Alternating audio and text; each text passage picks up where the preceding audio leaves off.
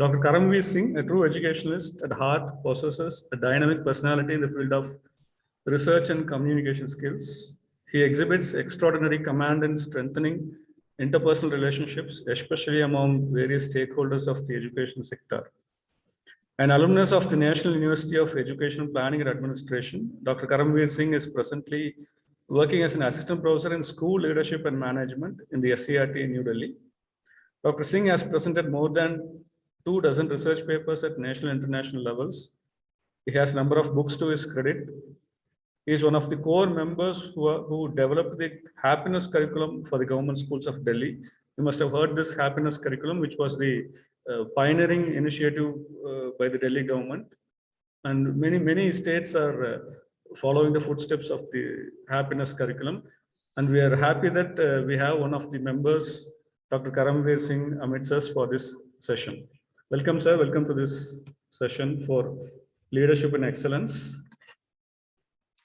Thank you, sir. Thank you. Okay, sir. Oh.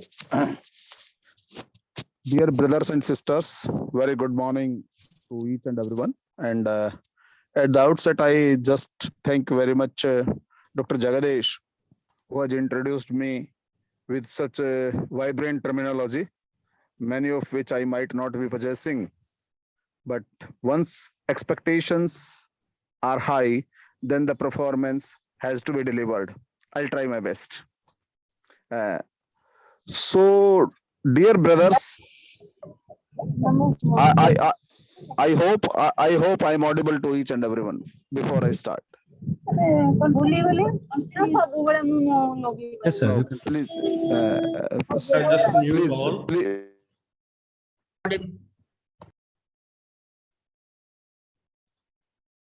Participants, you can mute yourself.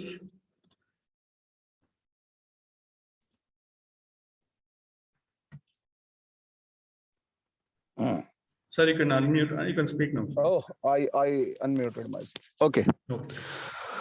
So, dear friends, first of all, I congratulate this organization for taking this big initiative to organize such a beautiful faculty development program where we are talking about developing leadership excellence, and leadership in education.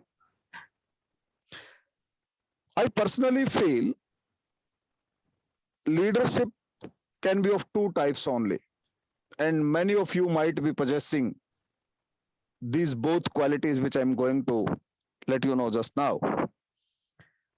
The first leader is one who leads the team, who is ahead of the team, who is captain of the team, who is master, who is being followed by each and everyone. Means the leader ahead, the leader in the front. The leader in the front is moving forward, moving ahead, and after reaching kilometer, 2 kilometers, or 3 kilometers of his goal, once he looks back, at times he finds there is none behind him. He is alone. Though he reached his destination, though he was in the lead role, though he was the one who took the first step and asked others to follow. But at the end of the journey, he saw that there was none behind him because he could not manage well the people of his team. So, the other kind of leadership comes now. The other kind of leadership is where the leader is behind the team. He ensures that each and everyone, every member of his team reaches the goal, reaches to the success point, reaches to the finishing point. It's the duty of that leader to ensure that every member of his team touches the finishing, touches the winning point. In that case also, many people might not be taking the desirable steps. Many people might not be responding to the leader's command properly. Many people might not be acting in accordance with the guidelines issued by the leader. So the leader has to come forward. Brothers and sisters, what does it mean? It means actual leader is the one who is at front at times and simultaneously he is at the back too.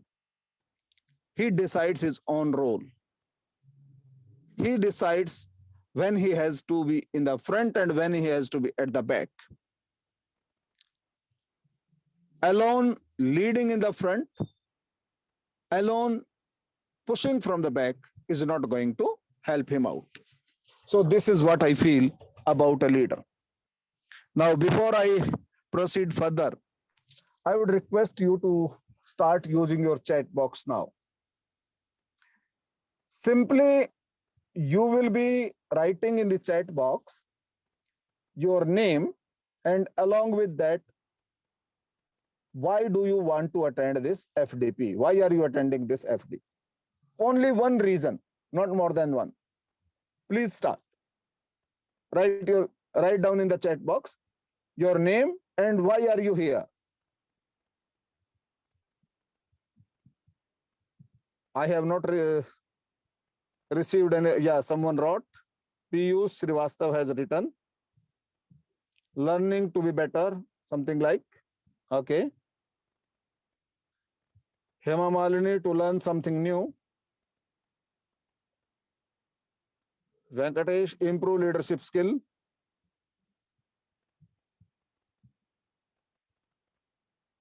Yes. Okay, Vedavati's Dr. Minati Rani Mahapatra. You have to write the reason also. Why are you here? To improve leadership skills.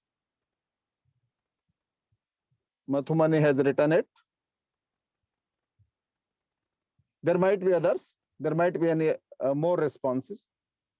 My next question is, whosoever has written and whatever you have written, why do you want to your leadership skills? Why do you want to learn more? Means whatever reason you have given, I'm putting another question to that behind that. Why? Why do you want so? Yeah, it's over. It's fine. Means you have written that you want to improve your skill, you want to improvise your knowledge, you want to improve teaching skill, leadership skill, many things you have written. Good morning to all. Are you going to get the videos that only Dr. Jagadish can let you know? I cannot. So now you have to teach others what we have learned. Those who teach must never cease to learn. Fine enough. Let us stop using this chat box for this purpose, please. Now the purpose is, why do you want to learn more? Why do you want to learn leadership? And if any one of you can unmute yourself and let me know. Let us have 2 or 3 vocal responses. Why do you want to improve your leadership skill? Can anyone? A better unmute? person in the society. Okay, better, better? To be a better person in the society. To be a better person in the society. Why do you want to be a better person in the society? Why?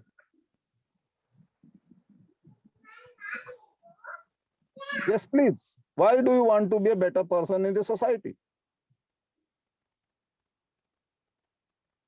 Okay, you can think over it. Let another response come.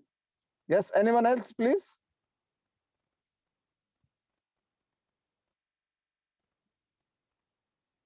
Yes, 1 or 2 more response, please. Then we'll proceed further.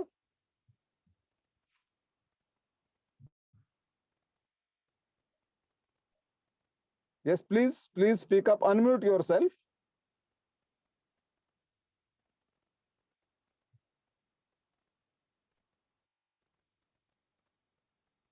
Okay. Okay. Let us take it like it. Ask these questions to yourself.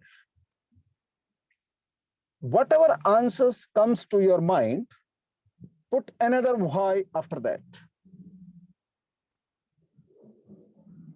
And if let any answer come, I want to be a good leader. Why? Because I want to be a good citizen. Why? Because I am a true Indian. Why?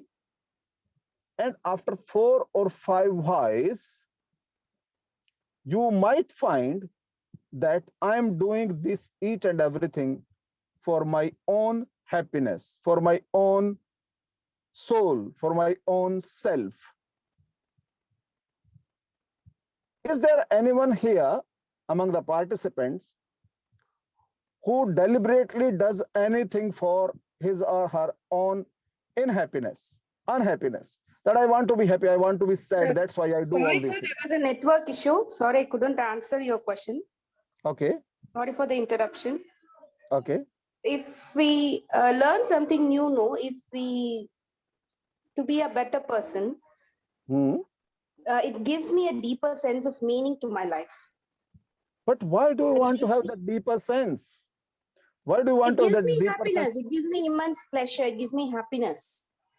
Yes, for your happiness, you are doing all these things. Yes, sir. Okay. My question to all the audience now, is there anyone here who deliberately acts just to be sad, who deliberately performs some task which is just done for unhappiness of yourself? Is there anyone? Okay. No. Now I'm putting a question and you have to write simply yes or no in the chat box. Please listen to my question. And then we'll proceed to the main PowerPoint presentation of the day.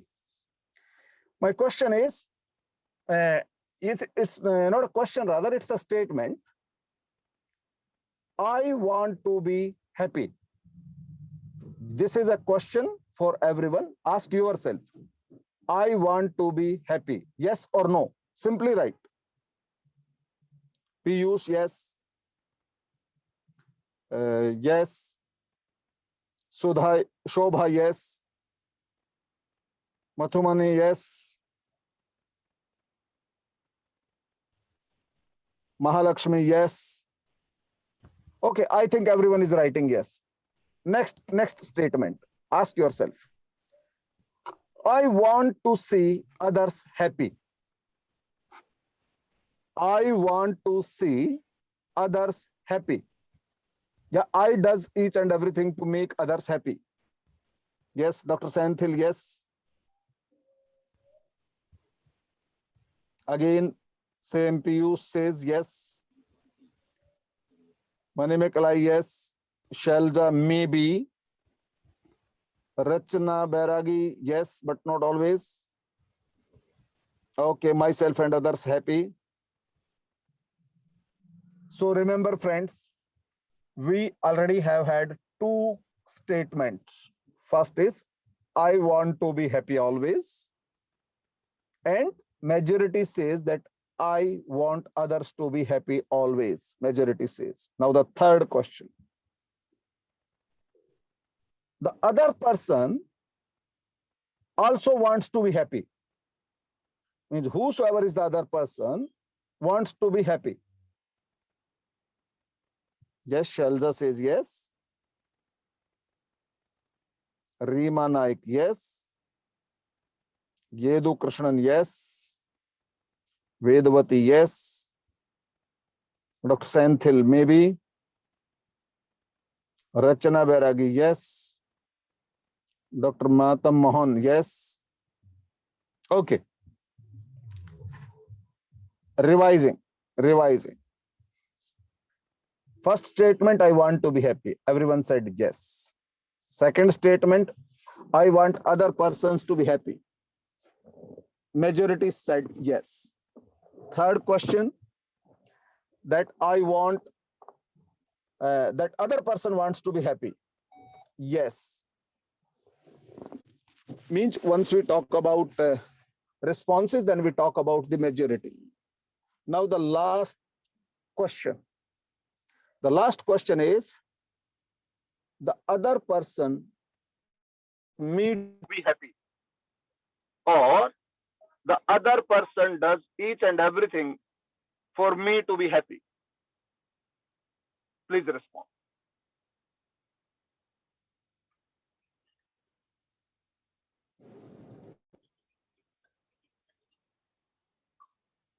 The other person, not always. Shalja has written not always. SRKB 123, no. Vedvati sometimes. Piyush not sure. Nanak Banerjee, depending upon the situation. Sometimes yes. Rajeshwari says. Dr. Senthil says depends. Aswani says yes. Sometimes, sorry. Ashwini Jaluri. Okay. So here comes the point, friends. When I asked you all, I want to be happy, you said yes.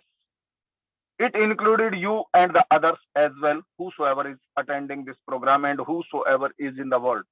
Everyone's answer is yes. Then the second question was that I do, I act, I want others to be happy. And you people said yes. Don't you remember that you are other to someone? You yourself are other to someone. So you are doing everything to make others happy. And when the question comes that others wants you to be happy or not, then why not even a single yes? Why are you putting a question mark on others' intention? Once I am standing on the other side, I am other for you. And I said, I want others to be happy. I said yes, and you also said that yes.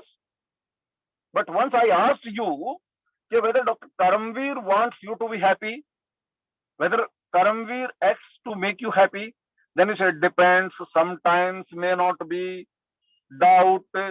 Why so? Because I couldn't put myself into others' shoe. Because I couldn't empathize my situation with the other. If I'm the other, then if I want everyone to be happy, then equally the other wants me to be happy. So here comes the origin of conflict. The origin of conflict appears here.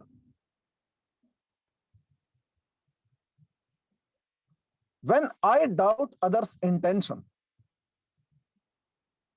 when I doubt people, when I have suspicious eye on their actions, then I get an equal response. Many of you science students and even non-science students are aware of third principle of motion. Action and reaction are equal but opposite in direction. So the more you doubt someone's intention, the more rejection you will get. The another person will give you the equal thrust. Now I request Dr. Jagadesh to just start the PPT. Next slide, please.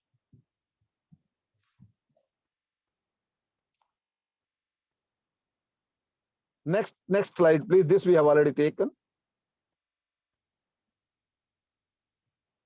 Next, we can skip this. Okay.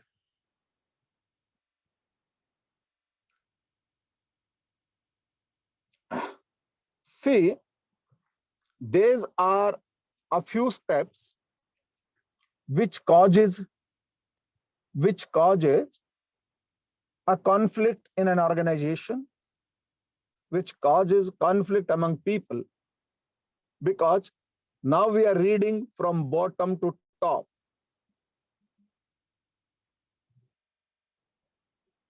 I select data, I add meaning, I draw conclusion, I adapt beliefs, and I take action. This is the right order of acting in a situation. On the contrary, we read from top to bottom. We act from top to bottom. The moment any faculty member is not performing up to the expectations of the organization or up to the expectations of the head of the institution, first of all, they take action. Because they have some beliefs about that person. He is a scrounger, he is a habitual offender. He is a person who never acts in accordance with the principles of the organization. He is always a defaulter. These are the beliefs. And on those basis, we draw conclusions. So this action has to be taken against this person. Then I take out meaning to my convenience.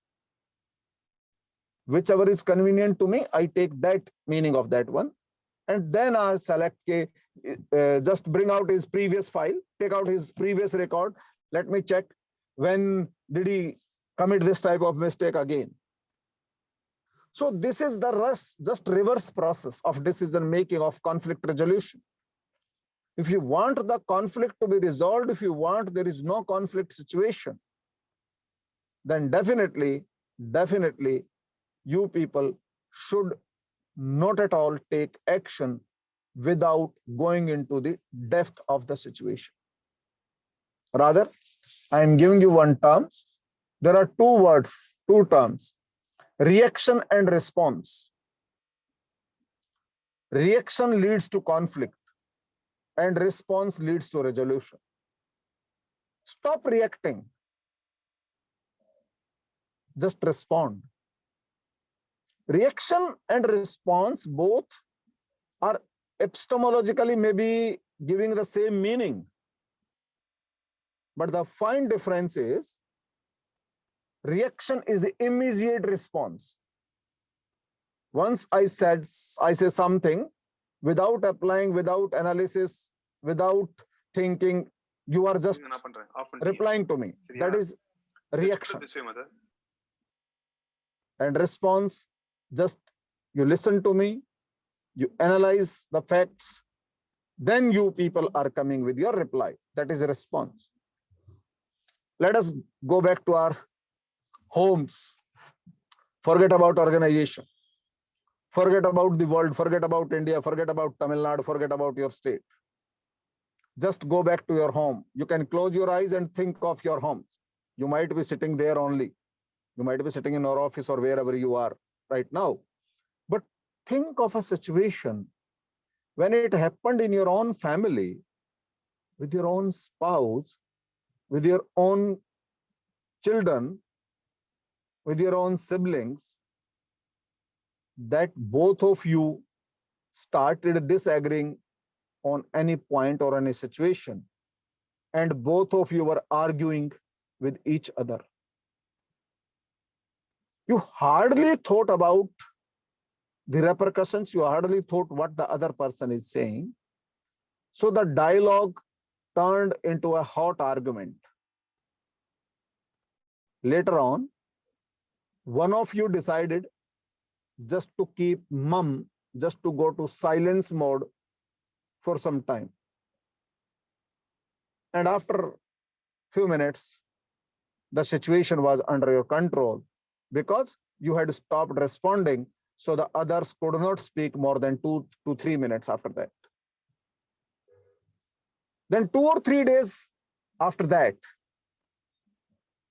you talked about the same issue, and over a cup of tea, both of you were able to resolve what was the misunderstanding between the two. If any one of you want to share any such experience, you are welcome. I would like to have 1 or 2 responses from you people. From your own family, from your own life. Don't give any example of anyone else. If it ever happened that there was a conflict between you and your family member, and how did you come to a conclusion?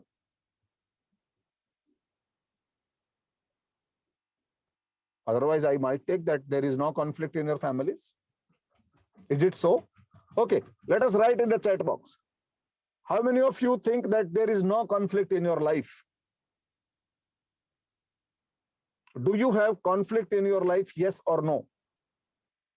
That life might be professional or might be personal. My question is, yes, Venkatesh says yes. Yes. Dr. Tasneem, Reena, yes. Ashwani B, yes. Rishikesh, means I'm getting the responses yes only. But once it comes to speaking, once it comes to vocal presentation, Piyush says that it's conflicts are everyday affair. Good morning, sir. Yes, we have with spouse and children also. Yes. Yes, I agree. I also have conflicts with my spouse and with my children. Conflictless situation I'm not talking about, but I'm talking about how to resolve the conflicts. So I start with myself, and then I will like definitely you to respond. Day before yesterday only, I told my wife that I have to go to one place I wanted to go in Delhi. And in the meantime, she told, no, tomorrow morning at 6 o'clock, you have to drop our son to his examination center. Then I said, no, it's very important. I have an urgent meeting and I have to reach there by 5:30 a.m. in the morning. And we started arguing with each other that everything is important to you. Our own son is not important. He is having an exam and all those things. And for first few seconds, I wanted to just convince her, no, mine is an important meeting and our son can go at his own. But she kept on arguing for her own comments. Then I switched off myself. Because every time I was trying to negate what she was saying. And she was adamant to negate my assertions. She was, you can say, adamant not to listen to me. So I switched off myself. And then for another 2-3 minutes, she kept on putting her point, supporting her own statements. And later on, after half an hour or so, I just text to my that boss, my officer with whom I had a meeting in the morning. And I told him, sir, my son is having his exam, so I might not be reaching early in the morning. I might be reaching by 8:30 or so. He said, okay, no problem. Then I came out of my room at around 11 o'clock in the night. And my wife said, okay, you can go to your meeting in the morning and I will drop our son at metro station. Then I said, no, I will drop. I have cancelled my meeting. Now she was adamant, no, you can go, no problem. Your meeting is equally important. I can understand.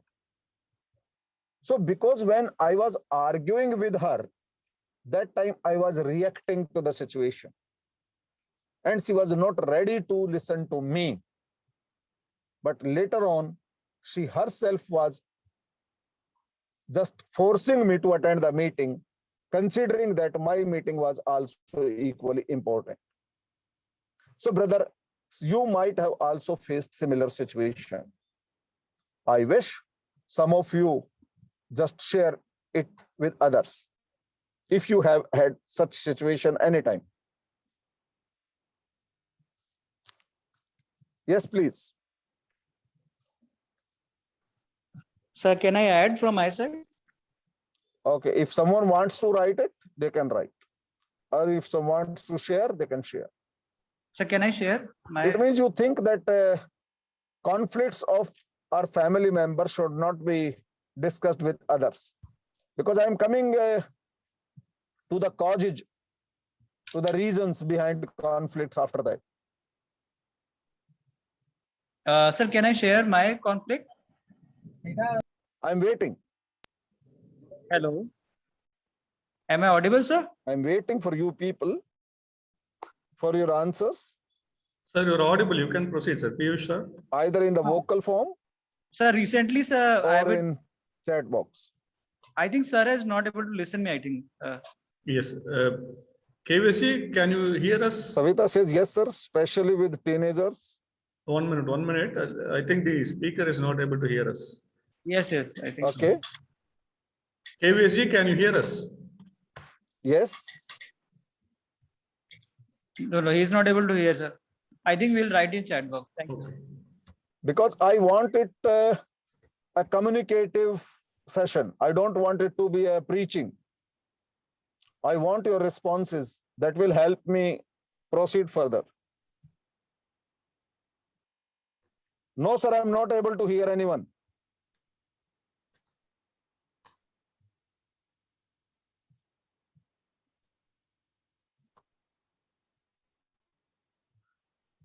So can you hear us? Am I audible? You are audible, sir. Can you hear us? Okay, I think there is some issues with it.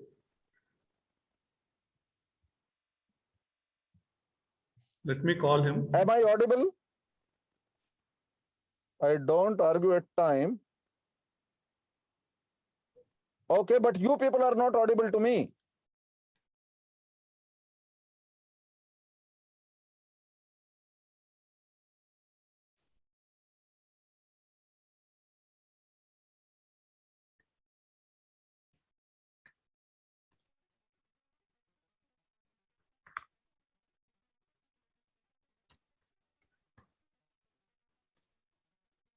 Participants, just wait.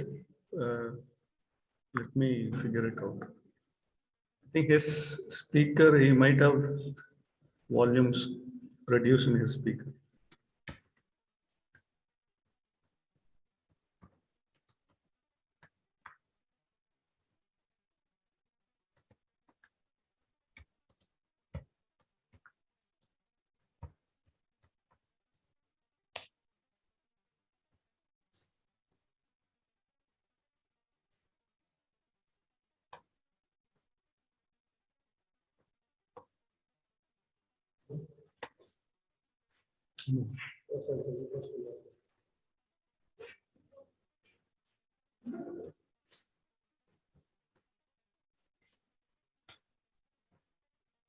Sir, is it audible now?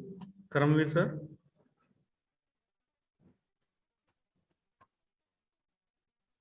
Yes, sir. Yes, sir. Now audible. No, is it audible for the resource person? I'm just asking the resource person, sir. Okay, sir. Okay. Okay.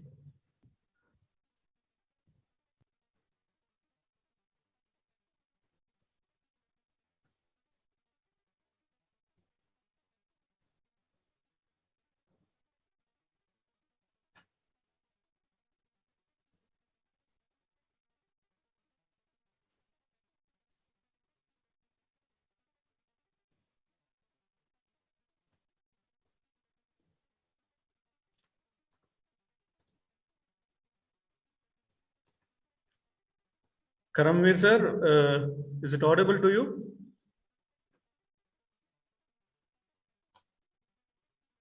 Okay.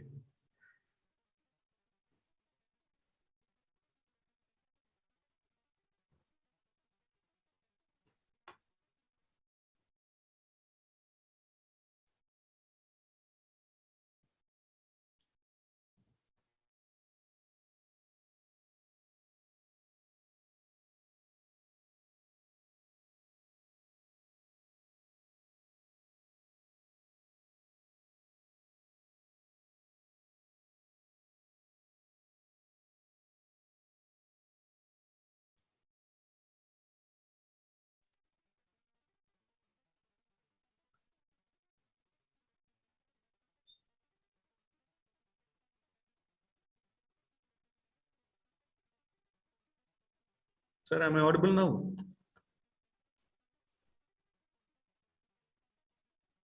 You have unmuted. You can speak, sir.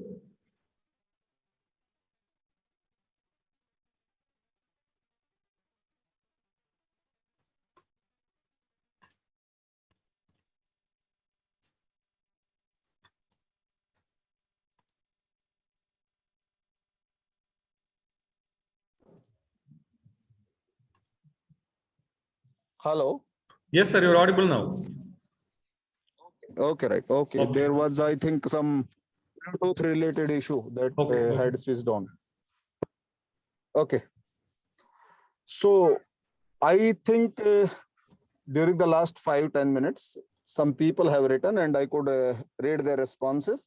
And if someone had tried to speak, I'm just apologizing for that inconvenience. And if you wish, you can just repeat it again.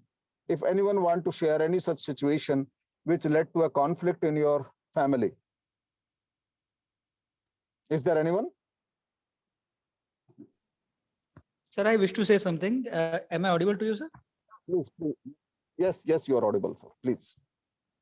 Sir, recently what happened was there was this issue with in my family about my son not scoring well in a particular subject. And it was Ji. the conflict was basically to whom to blame, So I didn't want to do that with my wife, but then it so happened that, maybe I'm not paying attention or maybe things are not under our control. But Yeah. after when we realized that we have to now take things the matter into our own hands, and we have to chart out the path, and it's not good to blame either my wife or my wife to me. And so we amicably resolved the situation, but it was a conflict situation where whom to blame for my son not scoring well, although he has scored very well in other subjects. So it happens, Yeah. to happen, and we need to uh, with a little bit of patience, we have to ensure that things are resolved. That's my call. Yeah. Sure, sure. So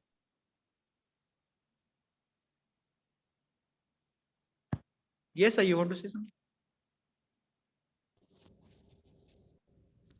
hello. Yes, yes. Okay. So actually, what just now this gentleman, this sir told us, in this case, my query is whether it resolved during the hot argument itself, or you had to just give some time to yourself to think over it and then it got resolved. So it was going to be a bit more argumentative at that point of time when we were discussing it. I would be very honest, but it never crossed that line, because then I thought Good. to do so. So we sort of stopped at that time. We did not discuss, and after some time, when we understood that yes, things need to be improved now. So that is when Fine. it has been just 2-3 days now. So now we'll take some more good action so that our son doesn't suffer in that case. Fine. We'll come to this issue. How if students don't score, if children don't score well, then whether it's an issue of conflict or not, we will discuss definitely this. First, let us take a few more responses from people. Yes, if anyone else want to share one more response, we can take. So may I? Yes, why not? Actually, I'm a new mother. So we have a 7-month-old baby boy. I was wanting him to have an independent food session, like he can have by himself. So what happened was I wanted to buy a high chair for him, where you can belt the child so that he does not move around. But my husband was of an opinion that no, we will not unnecessarily invest on the same. So during a course of time, what happened was we went on arguing ki whatever I say, you don't want it to be important. You don't think it is important. So he was of the opinion, why are we unnecessarily wasting money on something which is not going to be used for a long term? So we left the argument there itself. I said okay, and we cut it short because we did not want to fight have an argument in front of the baby. For probably after 2 days, we were feeding him, like we were giving him the time to have food independently, and that time my husband realized that the child was moving around. And at that situation, he said that I think we can think of a chair. But then I said, I think it is not required because the movement to a child is very common at this stage. So it is okay if we don't buy. Probably during a course of time, even he understood the necessity. And I understood that it was not important because children will learn to be sitting at a place and having food, and Yeah. it is not good for us to restrict. So this was the conflict, and this is how it got resolved. Okay. Okay. So friends, let us conclude this thing. Why do we have conflicts? Why does a conflict appear? There are only and only three reasons for appearance of conflict into someone's life. I request you all to disagree with me here, because I'm proposing that there are only three reasons in the world. There is not a fourth reason for that. And if you are able to find the fourth one, I'll be happy if you wish to share with me. So I'm letting you know the three reasons. We don't have that thing on the slide, so I'll just be speaking those three reasons. The first reason is we are just feeling the pains of the past. The pangs of the past, the pains of the past, the difficulties, the bad days, about whatever the bad dreams we had in the past, we keep on thinking of that. That is one cause of conflict. Past. In Hindi, we can call it bhutkal ki pida. In English, pains of the past. This is one reason. The second reason is that we are not living in the present. We are just either behind or ahead of the present. So we are opposing the present, pains of the past and opposition to the present. And the third one is we are worried about our future. So worries about the future, tensions about the future, opposition to the present, and pains of the past. These are only the three causes of any conflict into someone's life.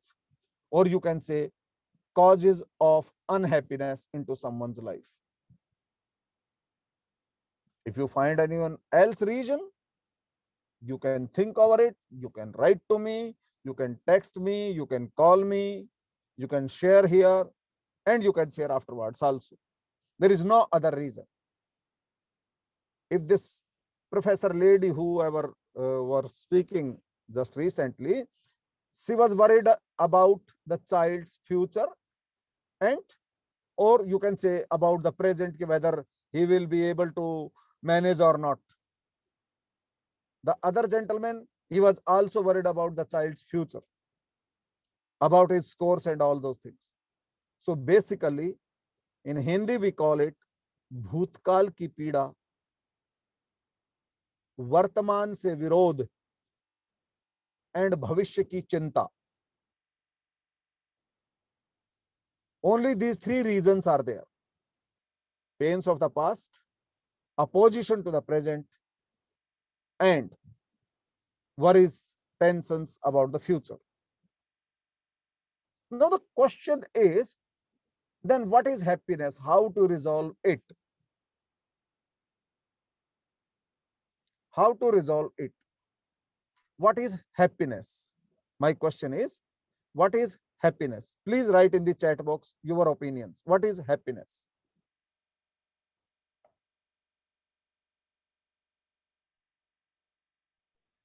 Happiness means enjoying, sir. Enjoying. Enjoying. Okay. Uh, Okay. Anyone else?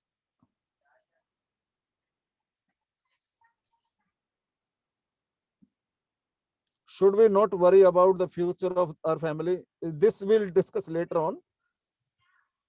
Happiness is a state of mind, satisfaction, peace.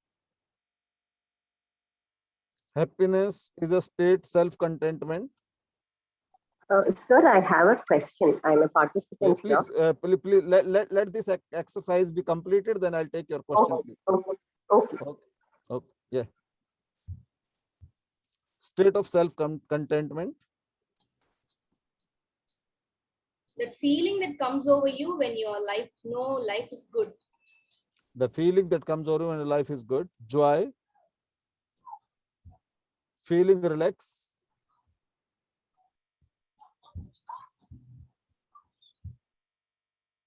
Okay. It means happiness is different to every person. Many of you wrote Reach about the goal. Reach the goal, sir. Reach it's a the goal. goal. It's a goal. Very good. So it's a goal to someone. It's entertainment to someone, joy to someone, feeling of contentment to someone, peace to someone. It means happiness has different meanings for everyone. Is it? Am I right? On the basis of your responses, I'm telling that happiness means different to everyone. Am I right? Yes, sir. Certainly correct, sir. Okay. Certainly correct, sir. Fine. Okay. See, now again, I wish that you people just disagree with me. I'm just giving you only single one word happiness meaning for everyone. And that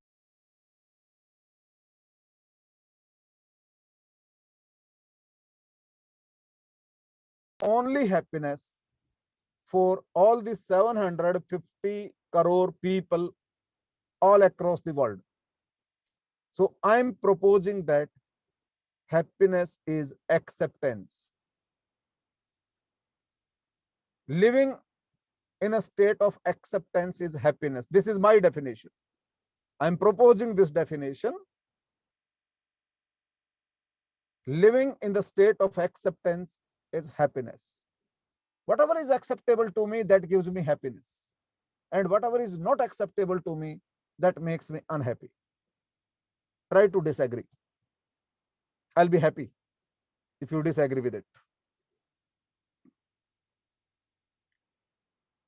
So if whatever is acceptable to me, because I'm not even ready to accept 70% marks of my student, that's why I'm unhappy. And the person who is standing near the road as a beggar or something, as a rag picker or something, his child does not go even to school, and even then he is happy. I also want to be happy.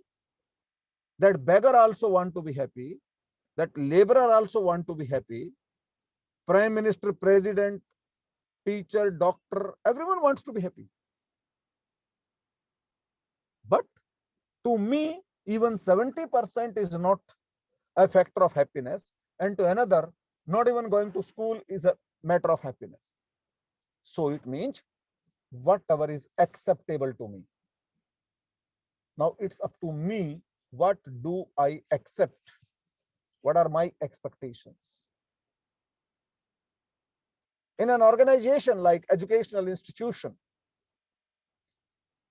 if you are principal of a college, principal of a school, principal of a B.Ed institution, if you are a faculty member over there, if you are teachers there, then also whatever is acceptable to one person, that only gives him or her happiness.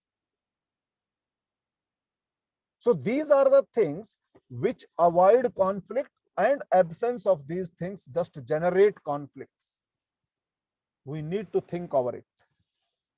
I'm relating this conflict resolution with purely happiness curriculum, which we have been imparting into the schools of government schools of Delhi over last 3 years. So we are relating this resolution, this conflict resolution with that only. So where do we find this type of happiness? Because now, after this conflict situation handling, because I told you that acceptance, living in the state of acceptance is my happiness. So whatever you feel that, yes, this is good, yes, this is up to my taste, it means I am happy at that moment. No, yaar, I don't like this. it means you are unhappy, you are sad. So now the question comes, does your boss always acts to make you happy? Do your seniors, does your officer act to make you happy always?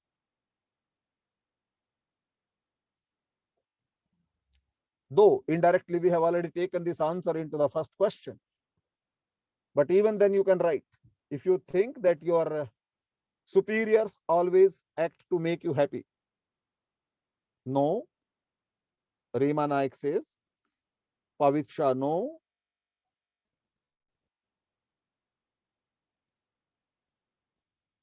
Anyone else? I've got 2-3 responses.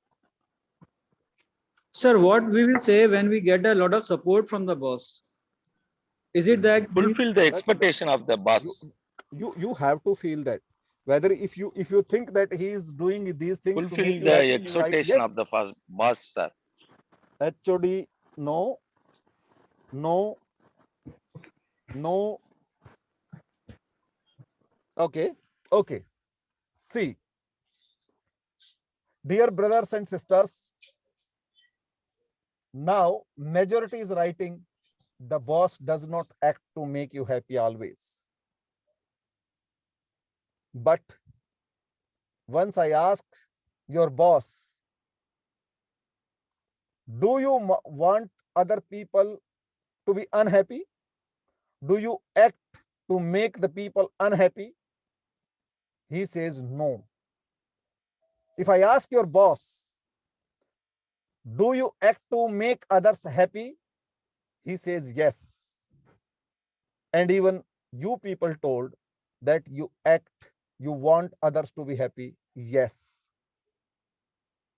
In case you are a boss, will you act to make your subordinates unhappy? This is a question to be thought. Once I'm a subordinate, I think my boss acts me to make unhappy. My boss does not want to see me happy. But once I'm a boss, I say, no. I want my subordinates to be happy. So where is the conflict?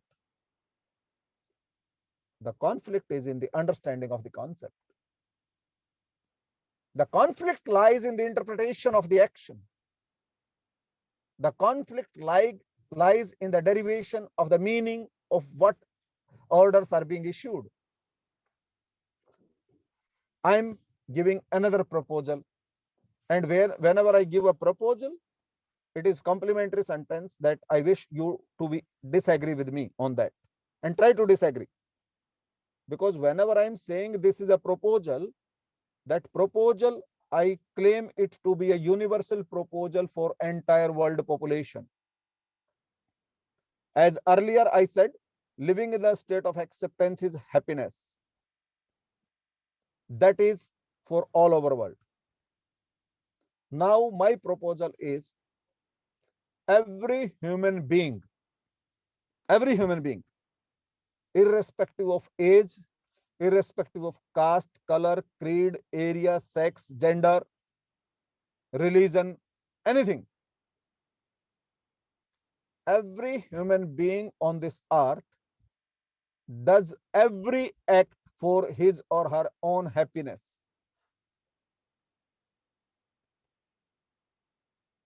Just think over it. This is very deep question.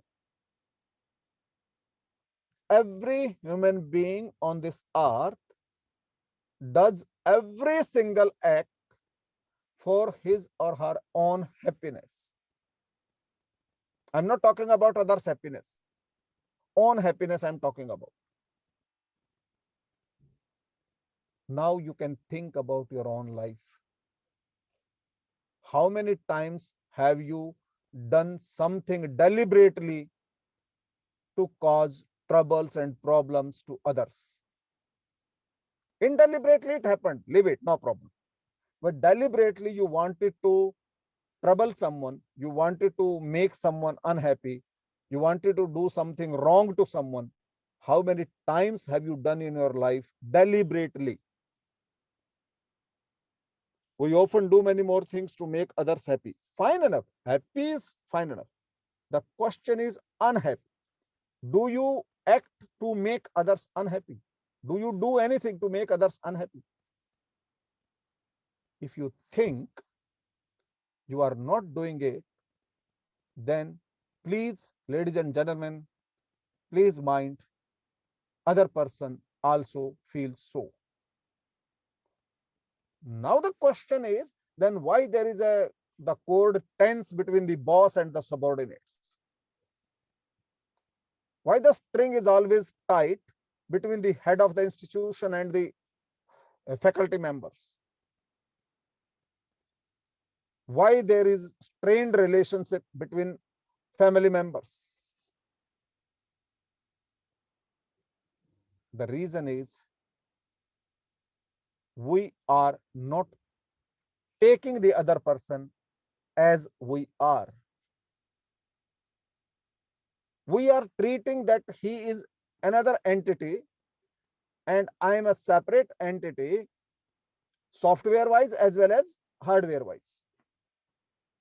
Whereas the basic software which lies in me is equally good, is the same at par with the software of the other person. He also wants to be happy. I also want to be happy. He also wants others to be happy. I also want others to be happy.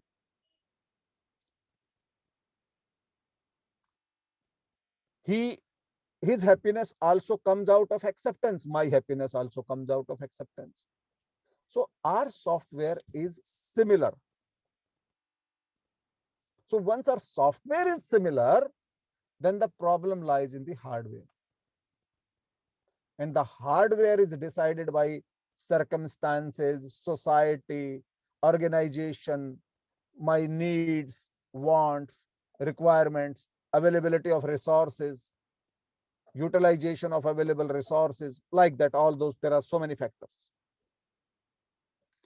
So whenever my boss asked me to stay for longer hours, means beyond the duty hours, he wants me to stay in the office. He is acting for his own happiness. His intention is not to make me unhappy, but he wants him to be happy. He wants his own self to be happy. So why am I thinking that he is acting to make me unhappy? If I'm giving this lecture today, if I'm talking with you people, I'm doing it for my own happiness. Many of you might not be interested in listening to me. It does not mean that I'm speaking to dishearten you, that I'm speaking to make you unhappy.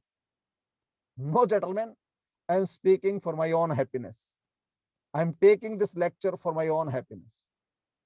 Dr. Jagadesh, who is the coordinator of this program, he is coordinating this for his own happiness. The organizers are organizing this for their own happiness, and you people are attending it for your own happiness. So no one is having that much ample time that they should plan something to make others unhappy. If you understand this, then there is no place of conflict in life. Majority of the conflicts get resolved. My wife does not plan something specially to make me unhappy, though whatever she will be doing for her own happiness. If I want a cradle for my child, I want my own happiness in that purchasing of cradle. If my wife does not want, it means she feels happy in not purchasing that. Neither I want my wife to be unhappy, nor she wants me to be unhappy. So we are not able to respond to a situation at a particular time. That's the reason. So gentlemen, Let us see what is there in these slides. Yes, sir. Can we have the next slide, please? Okay, there are two types of conflicts only. This is particularly we are talking about organizational setup. Individual based conflicts and issue based conflicts. Individual based liking and disliking. I don't like Mr. X and I don't like Miss Y. There might be personal opinion, different personal opinions. So that is individual based conflict. Because if, let us take it, if I drink a lot, if I'm a drunkard and the other person does not like that drinking at all, so he might not be liking me. If I'm a non-vegetarian, others is pure vegetarian, we may not like each other, or we may like also, but this is individual based liking and disliking. If I say Savita Shioran is very close to the principal, very close to the head of the institution, and the head of institution is not my friend, so I may not like Savita, because Savita Shioran is always working for the happiness of that principal. She is always busy in the office work because the principal wants so I may not like her. This is individual based conflict. On the contrary, there is another kind, that is issue based. Issue based. For example, presently this farmers agitation is going on, particularly in North India, and just because of that farmers agitation only, I'm taking this session by sitting in my car only, because I could not reach office because of that traffic jam at that particular point. I have to cross the border of Haryana and Punjab, Haryana and Delhi. So I'm taking the session from my car only.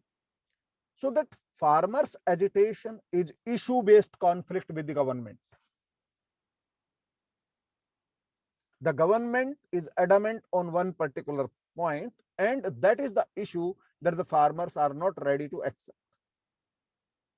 Similar, in our organizations, if there is an issue, the organization decides that all the faculty members will be coming in suit or saris. This is the policy, whether I like it or not. But if I don't like it, and in spite of that, I'm wearing that, I'm carrying that suit, it means this is issue-based conflict, policy-based conflict. The government is not releasing the dearness allowance on time. I'm angry with the government.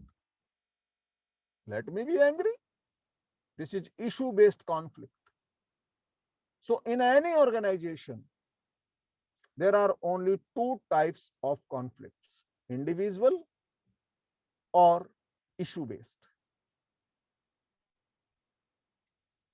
If you have any queries, any questions so far, we will discuss that.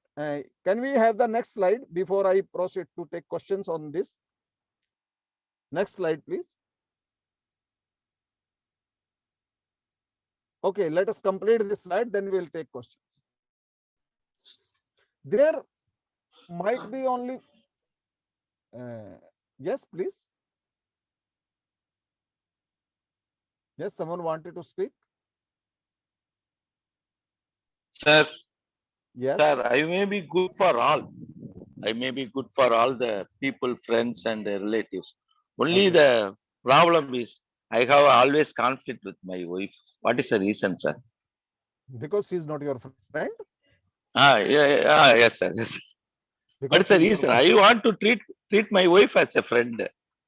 Okay, but that is the different, that is the difference of opinion. Ah, So the difference of opinion is the chief cause of conflict between the two people.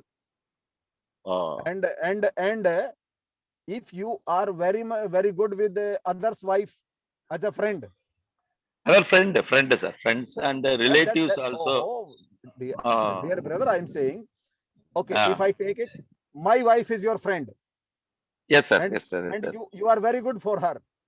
Yes, yeah. Everyone appreciate me. You are a very good person, interacted person, likely person. All these things, Dear brother, except my wife. dear Ah, brother, ah. it might be a case for many gentlemen here Yes, sir. Yes, sir. Yes, sir. Certainly. that accept, I openly ask, sir. I want to yes, solve. How to that's solve? You that are a I, gentleman. yes, But no one can ask, sir. But I am ready to open face everything. I yes, want to solve the problem without the, discussing things.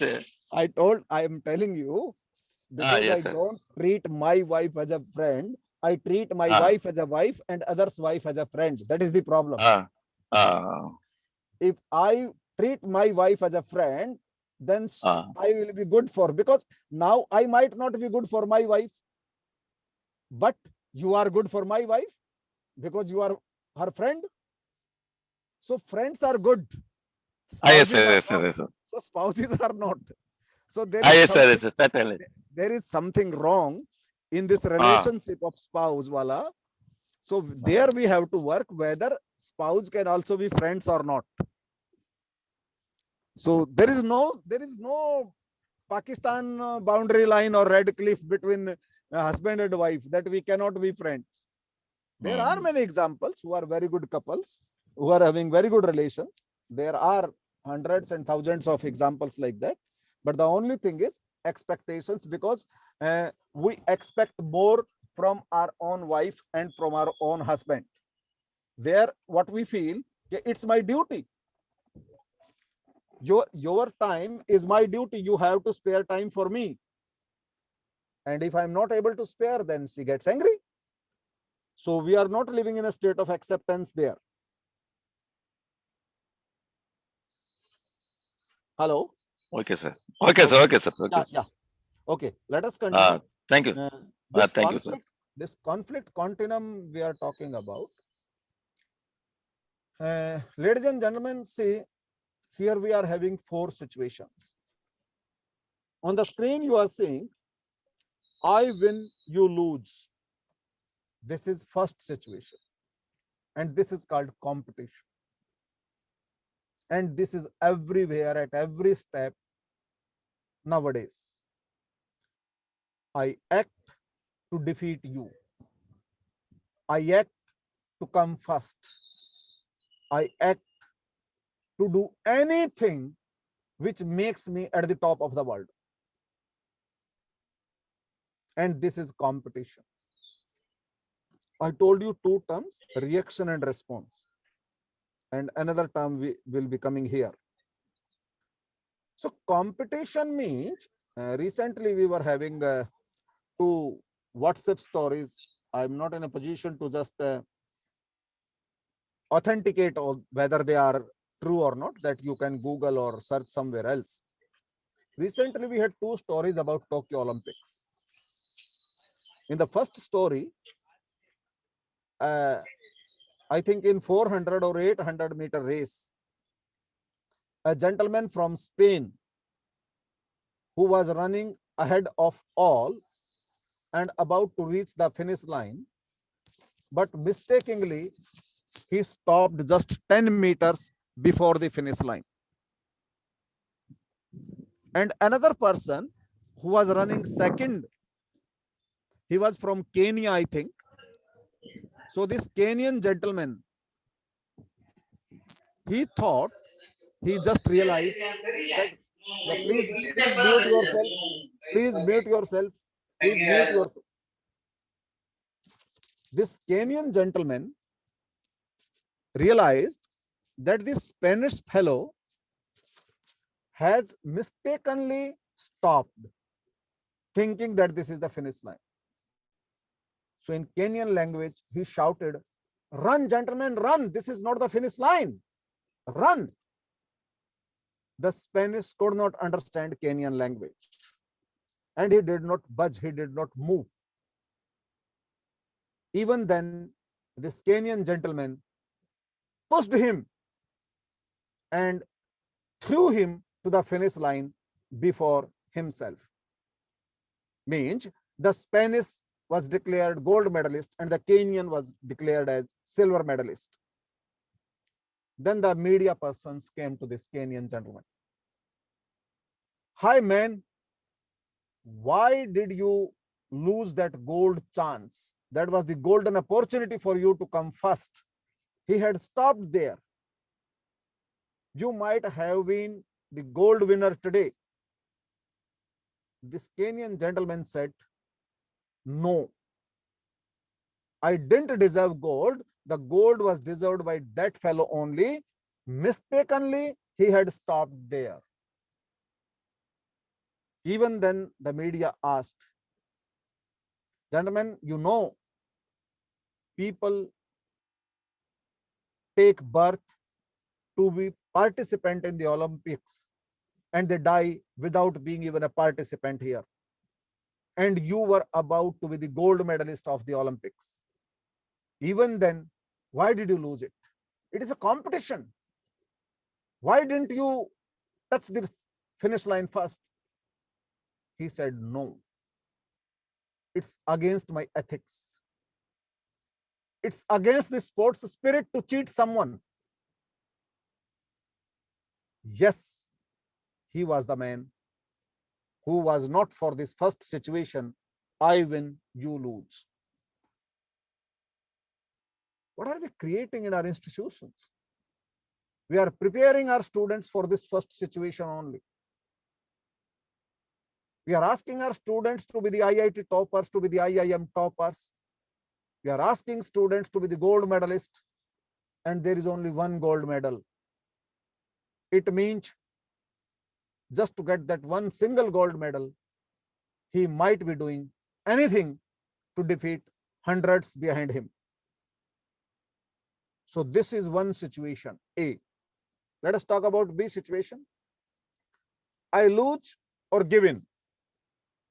Accommodate, compromise. Compromise is the third we are talking about, but the second is I lose or give in. Accommodate, adjustment. Means I'm not happy, but I'm just adjusting. 50-50 chalega, so, no problem. I don't want to give up.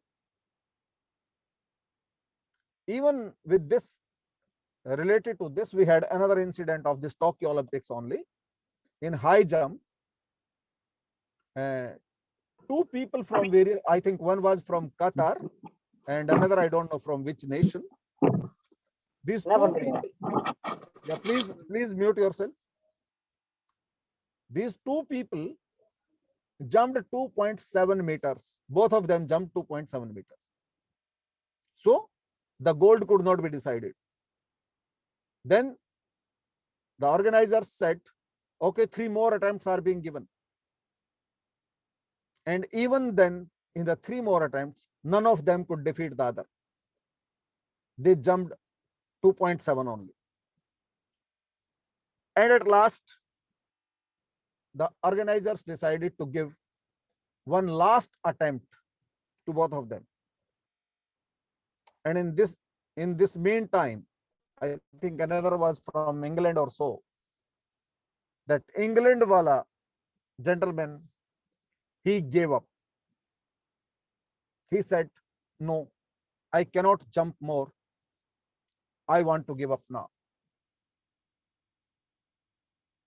When the other person, the Qatar fellow, was asked to jump and take the final chance, it struck to his mind and he simply asked the organizers, if I also give up, can we share the gold medal? It was shocking to the organizers. But the organizers said, yes, it can be shared. Then he said, okay, I'm also giving up. I don't want to jump. I don't want to take this gold at the cost of my that friend, because he is exhausted enough to jump and I just make an attempt and to get it, I will not. So this was accommodation. They accommodated. Giving up is accommodating. The third situation, we both get something. In this case, we can say because of giving up of someone, that was accommodation, but the moment they shared the gold medal, it was compromise. 50-50. Let us share. And the last situation is we both win. That is collaboration.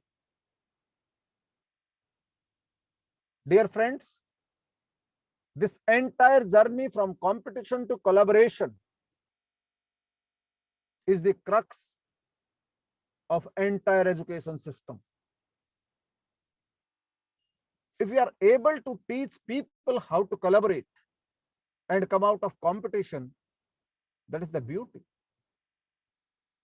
There is a story, Ubuntu. We have had that story in our happiness curriculum also, that we all win together. There is no existence without coexistence in this world. Think of a situation where you are alone. Think of a situation where no one is there to support you in the society, in your organization. Think of a situation when there is no sweeper in this world. Forget about the world, forget about the nation, forget about Tamil Nadu.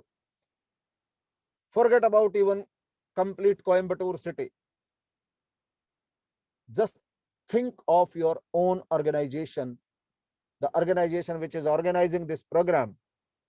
If there is no sweeper on a particular day in that institution, then what will happen?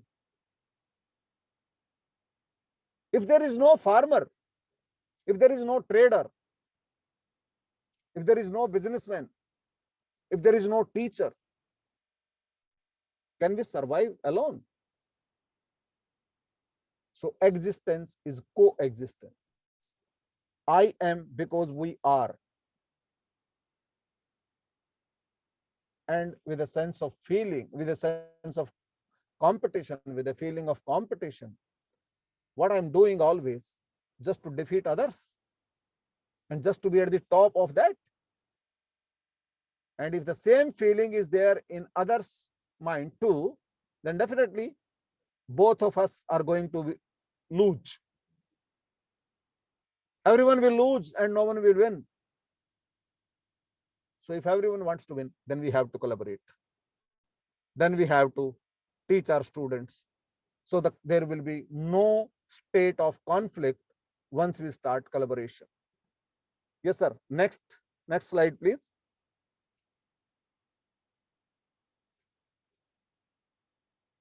Okay. I think we have had enough discussion about competition accommodation. We can skip these 2 slides. You can share these slides with these people. Just skip it. We have already talked about it. Okay. Why to study group dynamics? Why to study group dynamics means, if this is regarding organizational setup. And before we move to this, I would like to have your queries arisen out of this so far discussion. Because this is something different. We will start now. So far we have talked about what is conflict, how does it arise, how to resolve it, what is the cause of unhappiness, how can we be happy, and how to handle a situation. These things we have talked about. Any question, if you have in your mind, just unmute yourself and ask.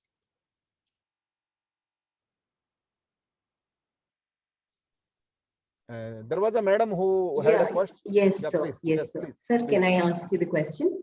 Yeah, why not?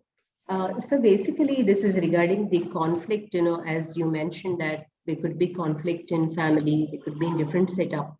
Recently, I had I was in a very bad situation when my student came and who is also working. She had a she has a very bad, the bad family relationships. But unfortunately, her son, who is as old as maybe 17 years, he also bet her. And in the process of our general discussion, she told me that, ma'am, nothing is going right in my family. And I couldn't face my son because I am very weak before him. His strength is so much that he hit me hard against the wall. I was taken aback because it is the least expected of a child. I also did understand that, yes, there is some disturbance in the family, which perhaps had a bad influence on the child at a very young age. But then I couldn't come to terms. I immediately told her, why don't you take him to a counselor? She says, he's beyond all that. I took him to a counselor. I went to Women Protection Cell, but I am unable to control my son's behavior. In fact, the father is also a party to it. So do you think this is something where conflict management is possible, or is it a case of psychiatric problem? See, you have addressed your queries to an extent yourself. We So- cannot just negate the possibility of psychiatric problem. This is one thing. Okay. Second thing, yes, there is a possibility of conflict resolution, because a single incident is not the scenario in general. There might be single incidents like it. Right. But the thing is, at this point of situation, what you are talking about, this is very gruesome situation. Yes, very bad, sir. In this case, only the suggestion in conflict management is just to keep both the parties away from the main scene for some time. Okay. Let them think at different places. Let them be at different places and think about each other. Right. That is the first aid. Okay. That is not the treatment. That is the first aid. Right, sir. Right. And after that, we can think of various situations. Even the child can be taken to the psychiatrist, and what are the causes behind all this situation that need to be analyzed. Right, sir. And there might be families and relatives who can help in counseling and settling the issues. There might be some property related issues, and I can't say each and everything. Yes, it's too personal. So that is in detail we have to search for. Right, The temporary relief is just to keep both of them away from each other and from the main situation. Thank you so much, sir. Because Yeah. I was like, she came to me to express a problem, but I was not at all. I mean, I was taken aback first. I was shocked, and then probably there could be some kind of, her own approach towards the child also must have been an issue. Ma'am, see, it's not only for that one lady. It's for all of us, that if we get someone who can listen to us, right, sir. That is the temporary relief to me. Right, Many people are tense just because there is no one to listen to them. Exactly. Right, sir. So even if I'm not giving you any solution, and if I'm listening to you patiently, then you feel relaxed after some time. Yes, sir. Yes, absolutely. Thank you so much, sir. Yeah. Yes. Any other, please? Any other question? We have Balaji sir raised his hand. Do you wish to ask something, sir? Balaji sir. Okay, Yes, sir. Balaji. I don't think he is in line. You can continue, please. Okay. Any other? Anyone else? Any other question, please? Because the more interactions we have, and the better, I think, output we can have. Okay. Then we are moving ahead. What is group dynamics? Just please write down in the chat box. What do you mean by group dynamics? Whatever comes to your mind, please write down in the chat box. Group dynamics. I'm not able to see a single response here. Okay. Interaction within the group. Dr. Matam has written.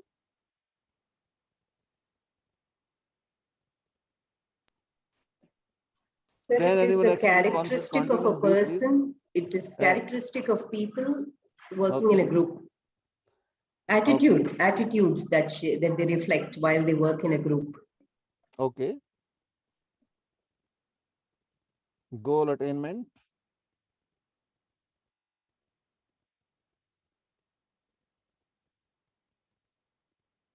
Group with diverse thought and interaction. Quality to cooperate and coordination in a team.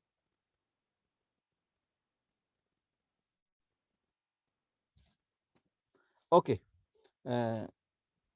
Group decisions. Okay. Before talking about group dynamics, one madam has asked me to just explain the point D of that conflict continuum. That was we all win together. That was collaboration. Means, for example, if there is a room where that is full of balloons, there are many balloons, and I ask you, just get into the room and get sorry, all those balloons have your names. Means if you are 100 people, there are 100 balloons and your names are written over those balloons.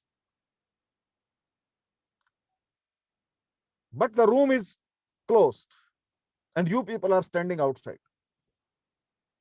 Then I open the room and ask you just to get inside the room and take the balloon of your own name. And for that purpose, I give you 5 minutes or 4 minutes, whatever time be given. Do you think that all 100 of you will be able to find your own balloon immediately and will come out with it? Do you think so? No, sir. No. Anyone else? No. Okay. Then what we can do? Particularly, I'm forgetting the name of that lady who wrote this question. So with special reference to her question, I'm just answering this. Sir, Why can't Minati. Okay, Meenati ma'am. Okay. So We can what we probably take the balloons of others' names and give it to them, whosever balloon we have in our hand. Very good. Who is this? What's your name? Rima, sir. Rima. Very good. Very Yes. good. So Rima has given the exact answer.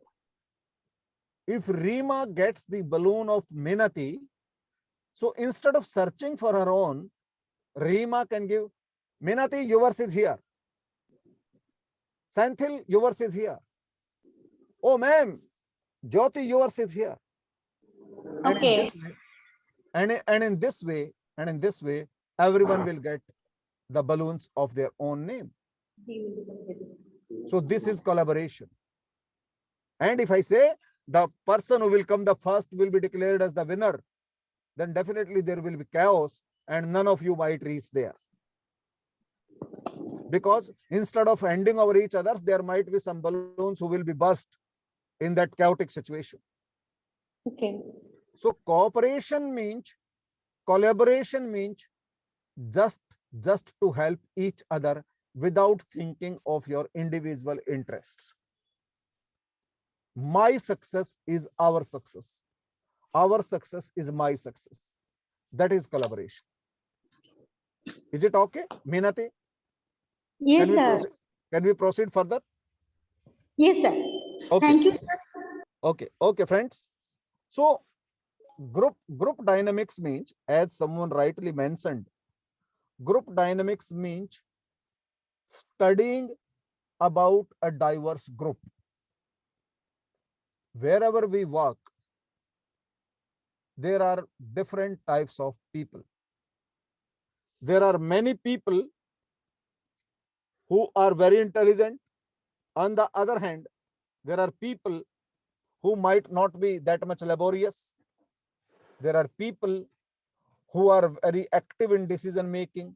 There are people who are very good executors. There are people who are very good planners. And there might not be a person who is all-rounder. Studying the strengths and weaknesses of your subordinates. Studying the weakness and strengths of your organization, of your team is group dynamics. Studying the group dynamics. For this purpose, you can go for SWOT analysis.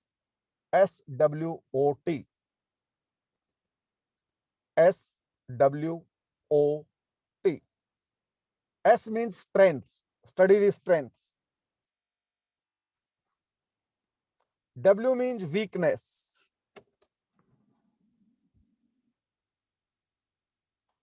O means opportunities. And T means threats, challenges. You can do your own SWOT analysis, and you should go for the SWOT analysis of your subordinates as well. What are their strengths? What are their weaknesses? What are the opportunities available to them? And what are the challenges that they might face while working in your organization on your project? So this is just mentioned in this slide. We can just go ahead. Next slide, please.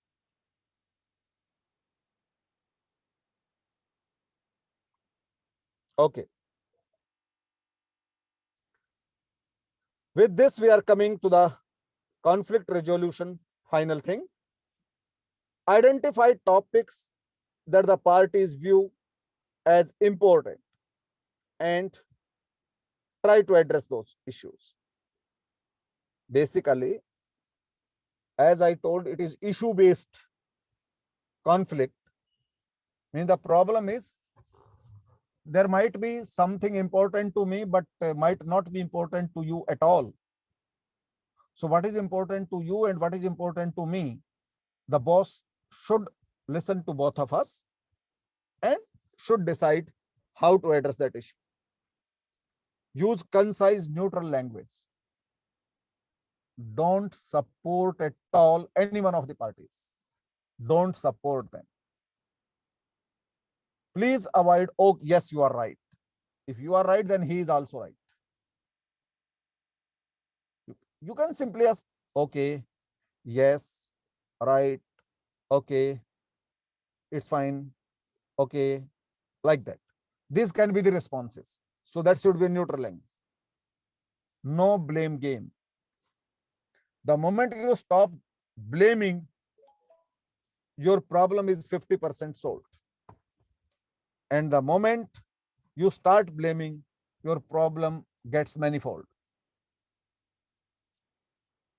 And then use issues to create the agenda.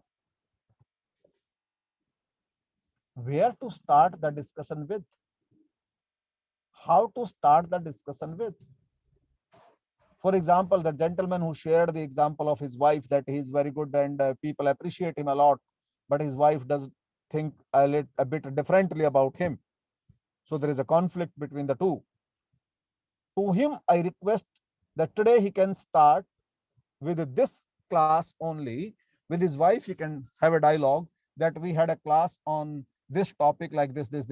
Need not tell that it was conflict resolution class. If you start with this itself, then the conflict will start there only. I don't need your lectures. You just go. I know many lectures already. This. You are the one who creates the conflict. I'm always right. So you need not create such a scene. Simply start discussion. Simply analyze what is the cause of your conflict. Is it issue based or is it individual based? Then only you can talk about the agenda. You can start, okay, let us start from this point. Then you might lead to conflict resolution. Yes, next please. Next slide. G. In continuity to the previous one, discuss one issue at a time.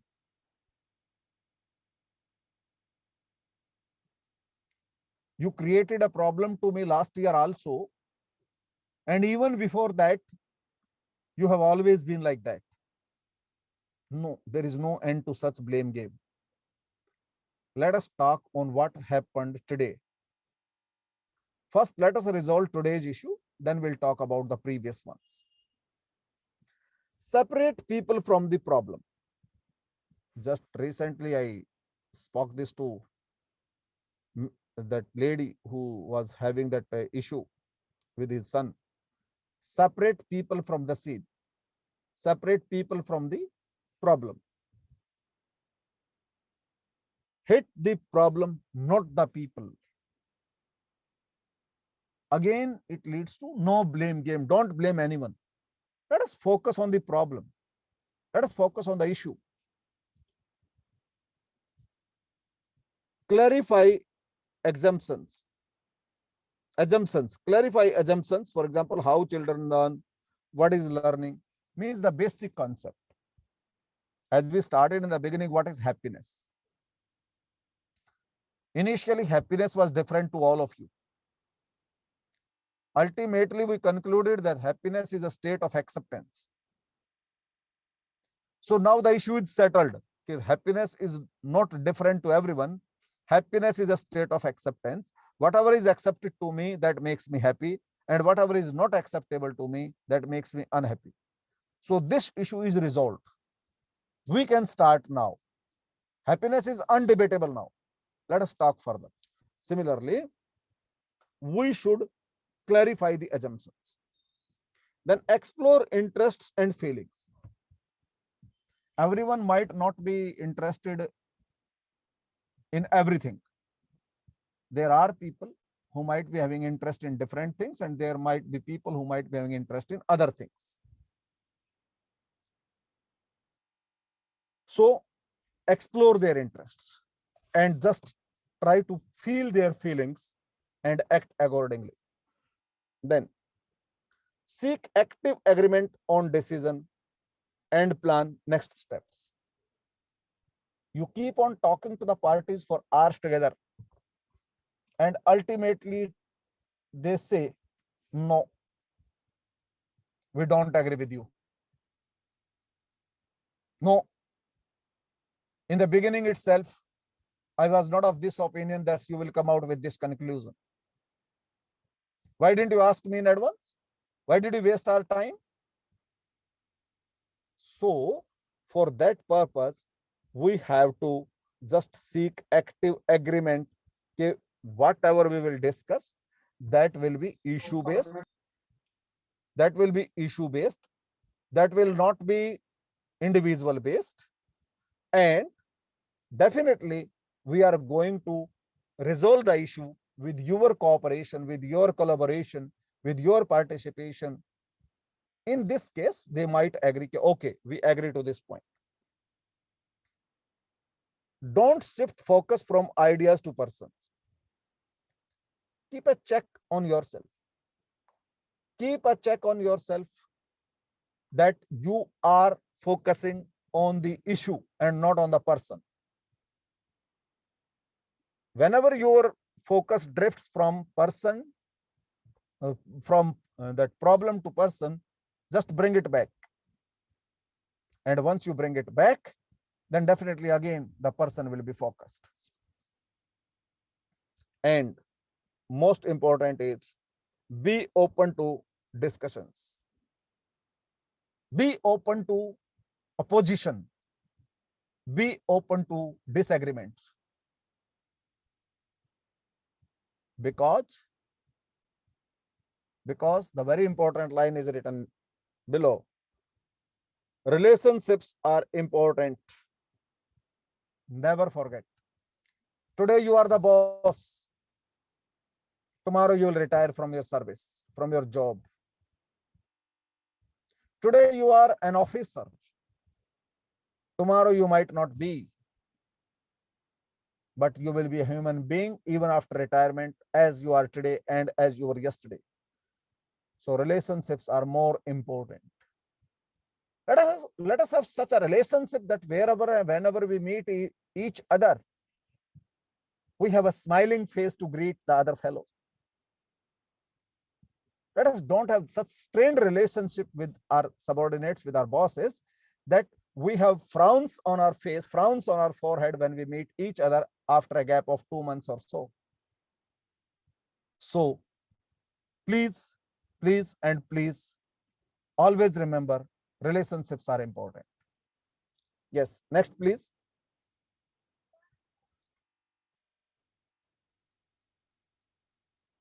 This is agreement on solutions. These are the 3 tests: reality test, durability test, and interest tests. Reality means, is this doable?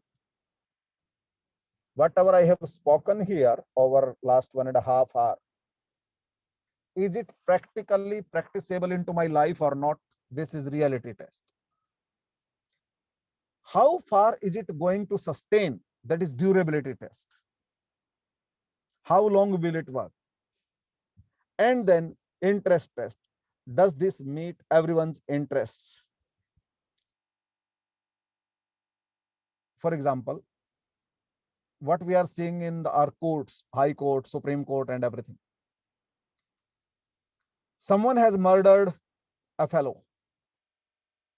The court can maximum penalize that death penalty to the murderer. Is it a solution? Means earlier one person had died, now another person is going to die. So it met neither the interests of the deceased nor the interests of the culprit. Both of them died. So this is not at all meeting the interests of the parties. So the interest test is, both the parties should be mutually happy and agree with each other. You should ensure that. Yes, next, please.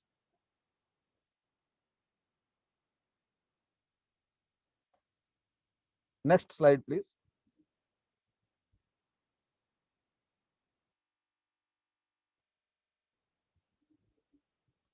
Am I audible? You are, sir. You are audible.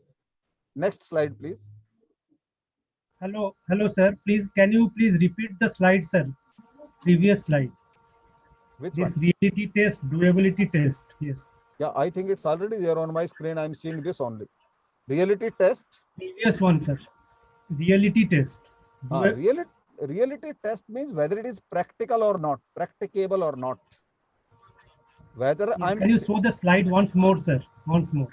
On my screen, on my screen, it's visible. And I think Dr. Jagdesh Our is screen, it is that's true, and it is showing and. No, then there is different slide on my screen. My screens.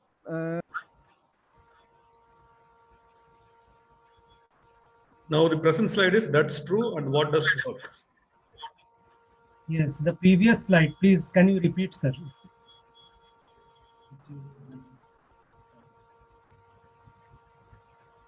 Yes, one slide, yes, please hold on.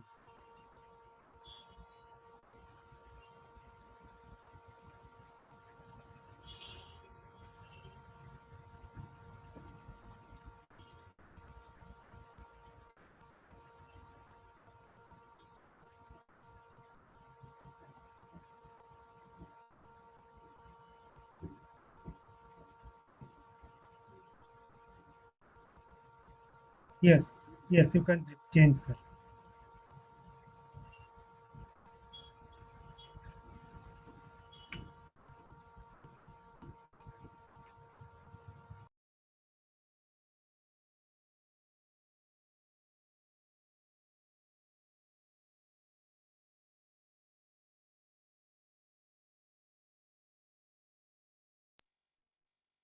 That's true. And what does work? Means these are some kinds of excuses which we can avoid. Yes, next.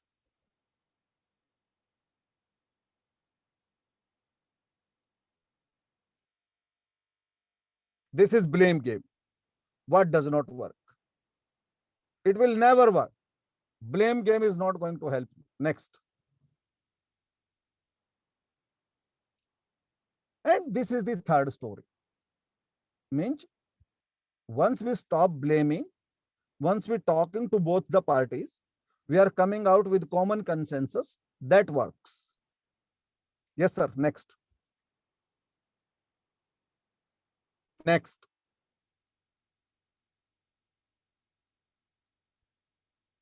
Okay, we can avoid it because we don't have time. Yes, next. Okay. Friends, here are the 7 steps for decision making. 7 steps for decision making. And this is very important for all of us, for all the decision makers.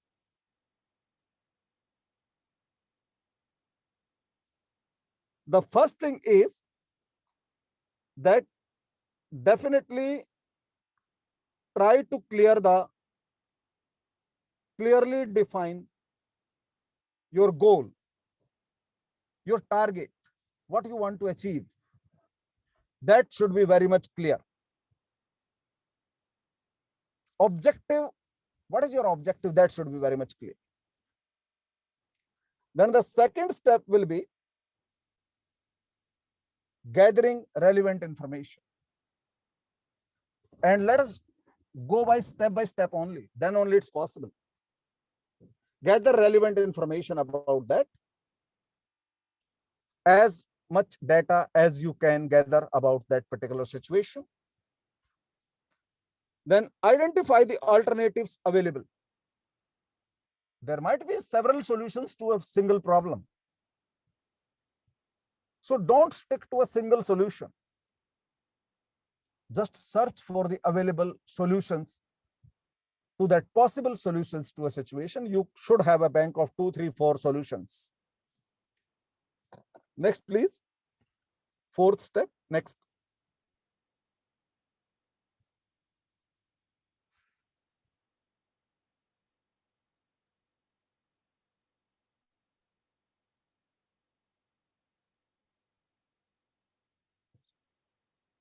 Fourth step I'm not getting.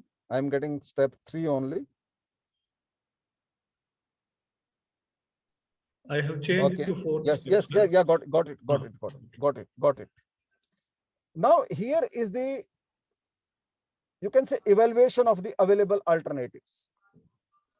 We should evaluate those alternatives, and accordingly, we should find the weightage of a particular evidence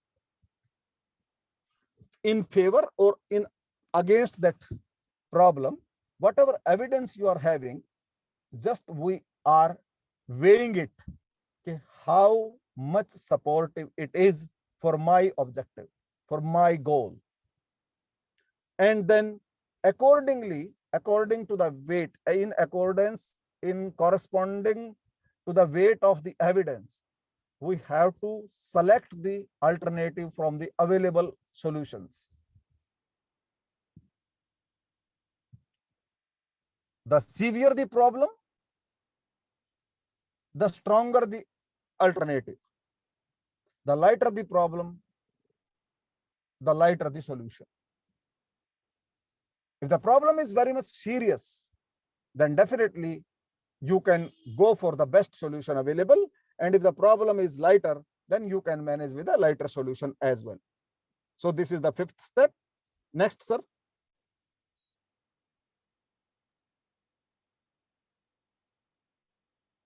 Yes.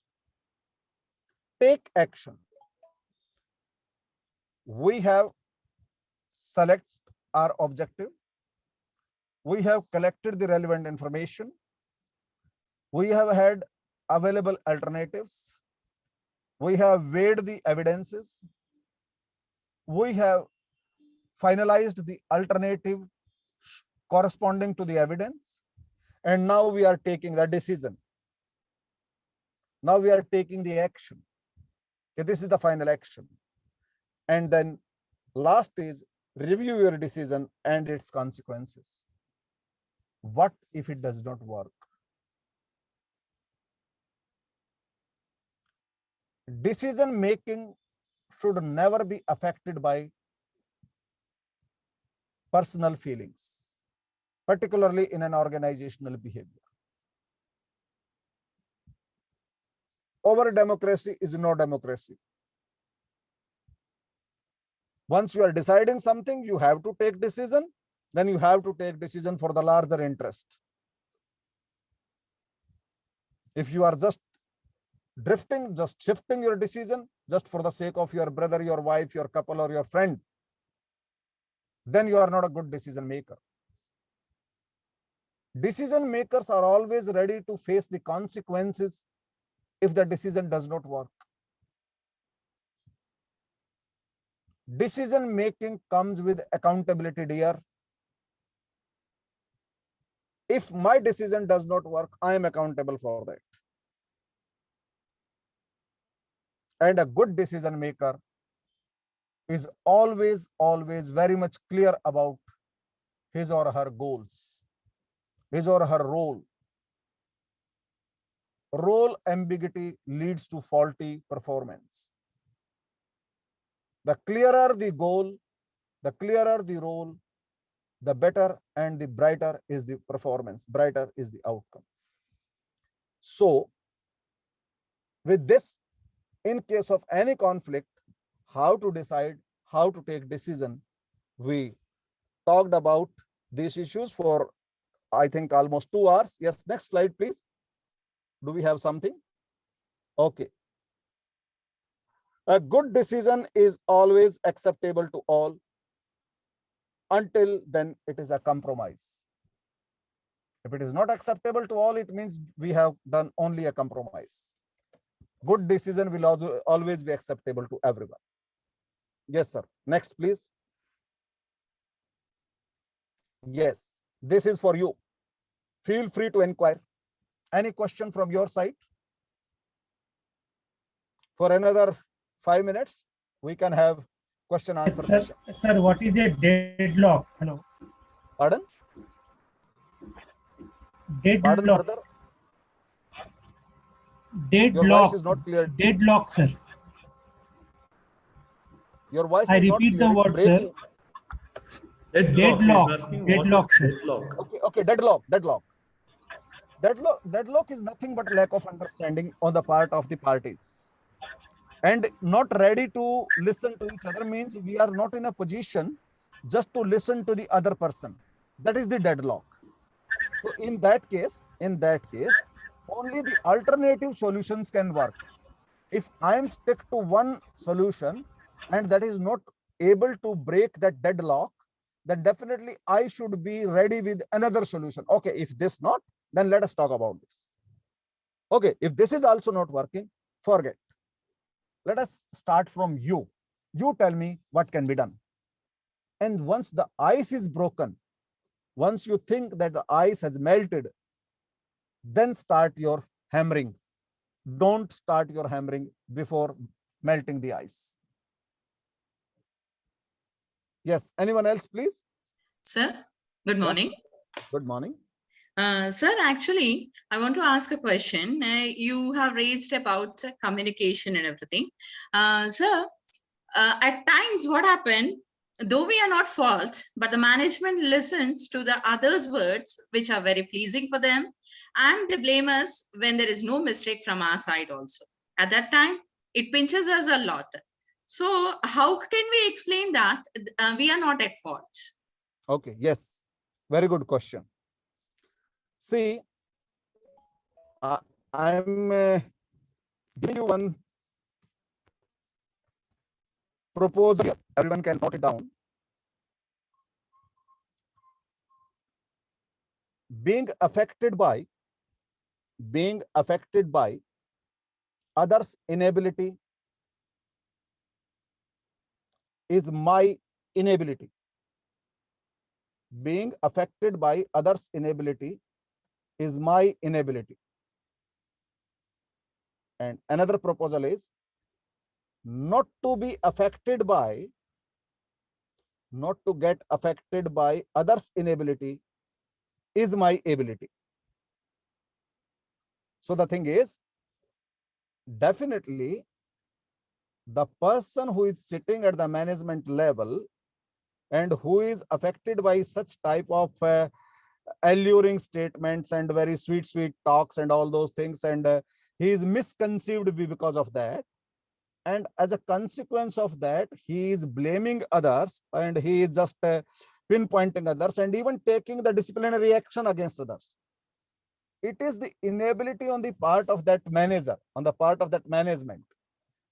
But if I get affected by that, it means equally I am also unable to handle the situation.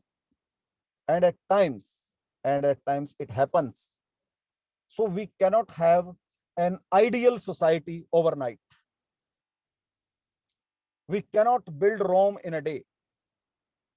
So definitely I feel management also needs similar lectures as you people are taking.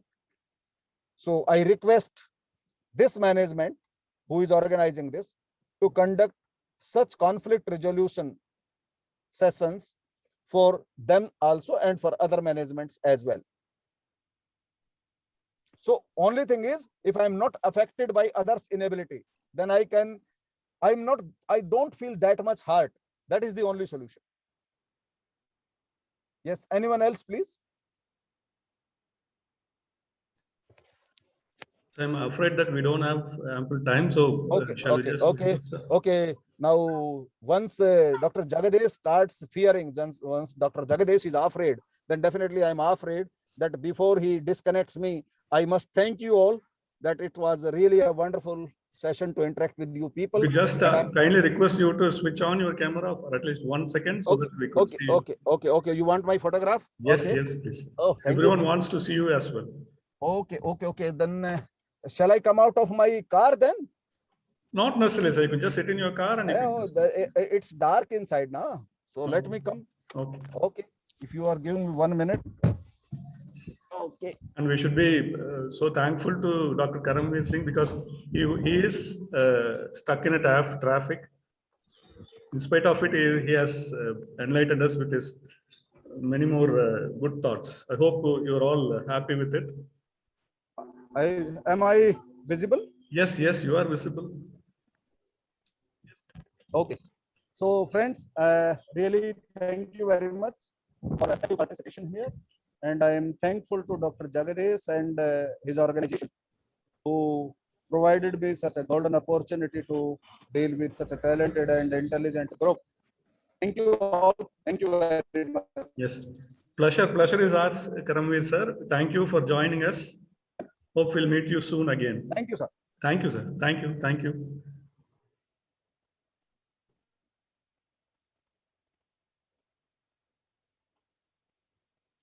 Jagdish sir, you're on mute.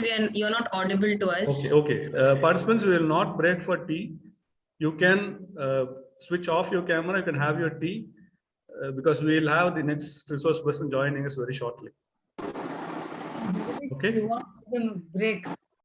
No. You can have your break, but switch off your camera and be in the line. Okay. Because otherwise people may not listen. Let them have a break and come back. Okay. Ma'am has already joined. Okay, ma'am. Good morning, ma'am. Good morning. Good morning, ma'am. 5 minutes. Can we ask them to join? Let them relax because it's been pressurized. Okay. Give 10 minutes, no issue. Okay. Participants will join by 11:45. Yes, resource person has already joined. Please keep that in mind and join as early as possible.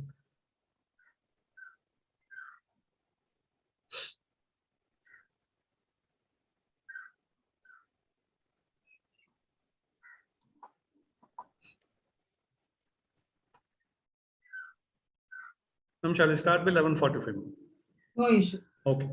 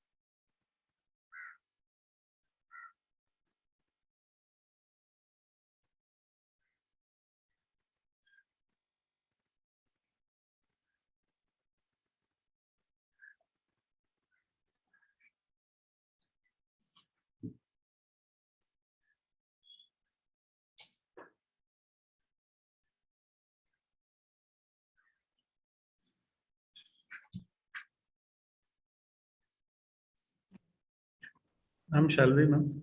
Yeah, ma. I'm ready. Okay.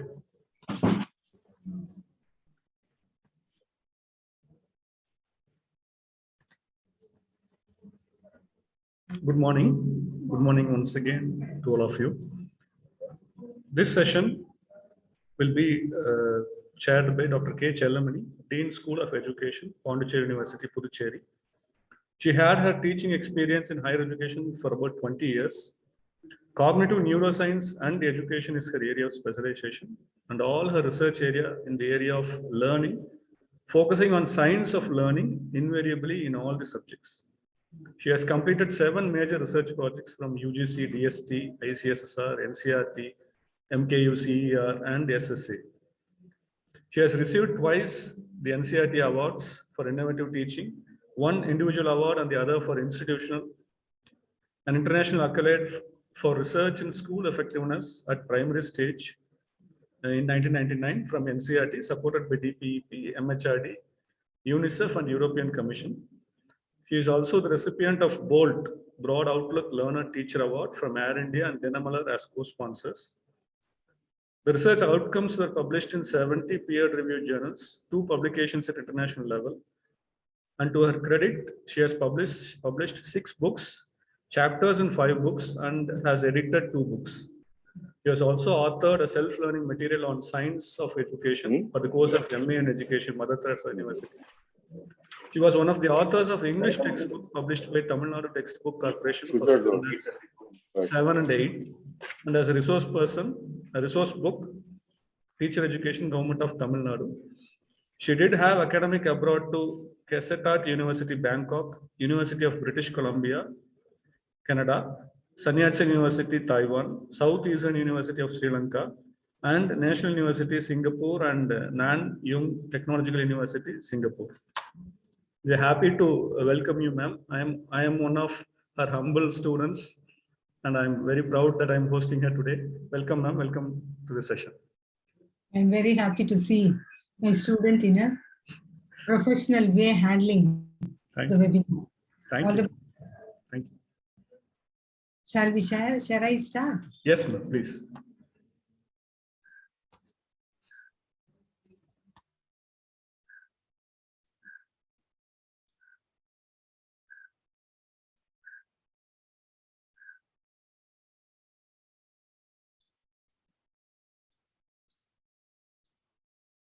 Is it visible? Is the screen visible? Not yet, ma'am.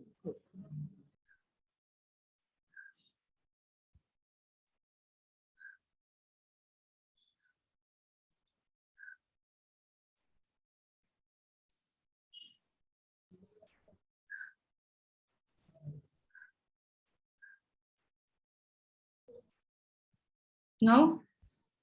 No, ma'am.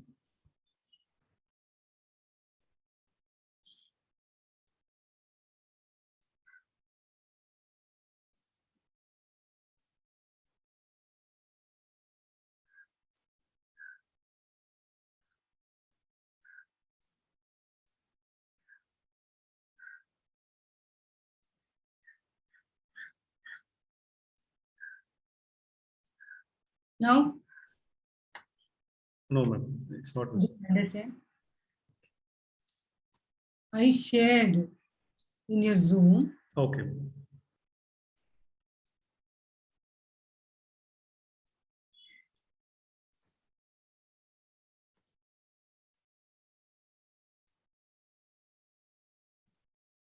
Have you clicked that Share screen I tab? see. Okay. Okay. Okay.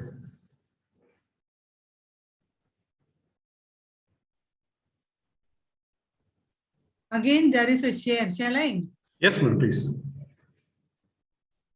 So now it is visible, ma'am. Okay. Okay. Now? Yes, ma'am. Perfect. Oh, okay. Thank you so much. Very good morning to everyone. So we are unable to see each other, and I don't know how many of you are here and what background you are from. Anyway, as a teacher, as an individual, we all have to have leadership quality. So leadership quality is part and parcel of every individual. That leadership excellence alone helps everyone to move up in everybody's ladder. And there are a lot of traits and other things, but based on the time given, I have confined myself to specifically on 3 traits, and I have made my presentations and deliberations focusing on the 3 traits using some images and videos, content, as well as strategies to be followed. And some images are very self-explanatory, which you all can follow.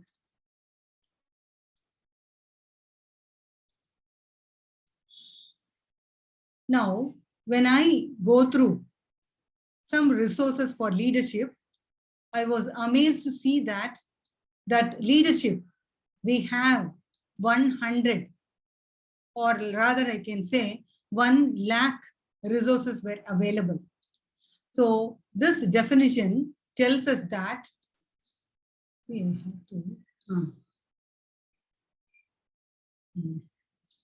that is James McGregor Byrne, considered the founder in the field of contemporary leadership studies, wrote in his book 1978, leadership is one of the most observed and least understood phenomenon on earth. I believe even though we have 1 lakh resources, I do not know that how many of us have really understood the phenomenon on earth. As I said, the whole deliberations will be on belief, courage, and ego. I like to hide the photos.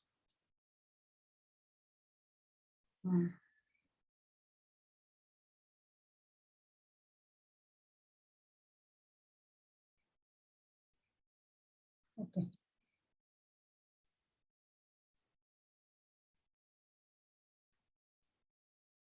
Okay, we go through one by one. That is, in everyday life we have, and I like to tell you, for comprehension, I have made most of the slides in sentences because I like everybody, because leadership as such is not part and parcel of educational content matter we have gone through, but it should be observed and followed. That's why I made most of the slides in sentences. In everyday life, we have goals and we walk towards achieving them. And have you wondered why we might be able to achieve those goals that we feel that we deserve? Why do you think that product Apple is so innovative? Year after year, they are innovating and the company is worth more than $2 trillion. They are a computer company who produces MP3 players, phones, and computers. The level of innovation is on a different level, but they have access to some resources that we do.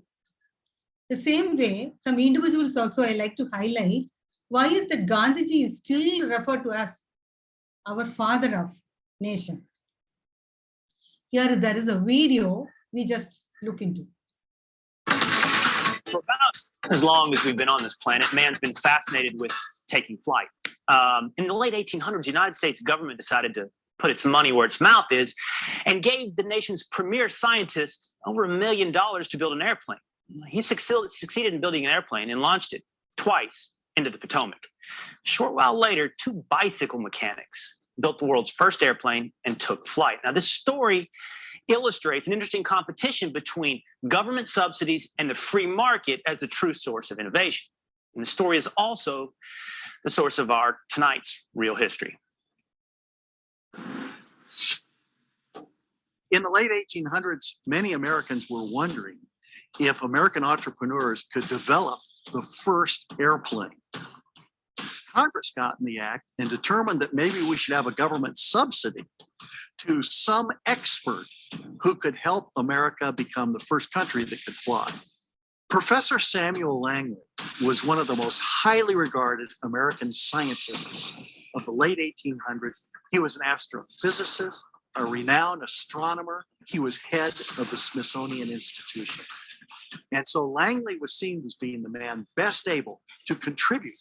He received a federal subsidy of over $1 million in today's money. Langley's mission was to develop the first manned aircraft. Once he received the subsidy, went to work on his theory of aerodynamics. And the theory worked like this. He had a houseboat.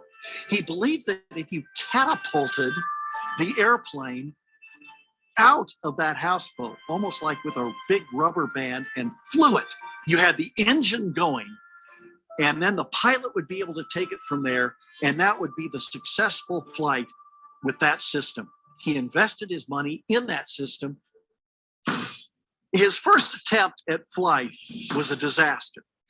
Part of the airplane got entangled in the catapult device.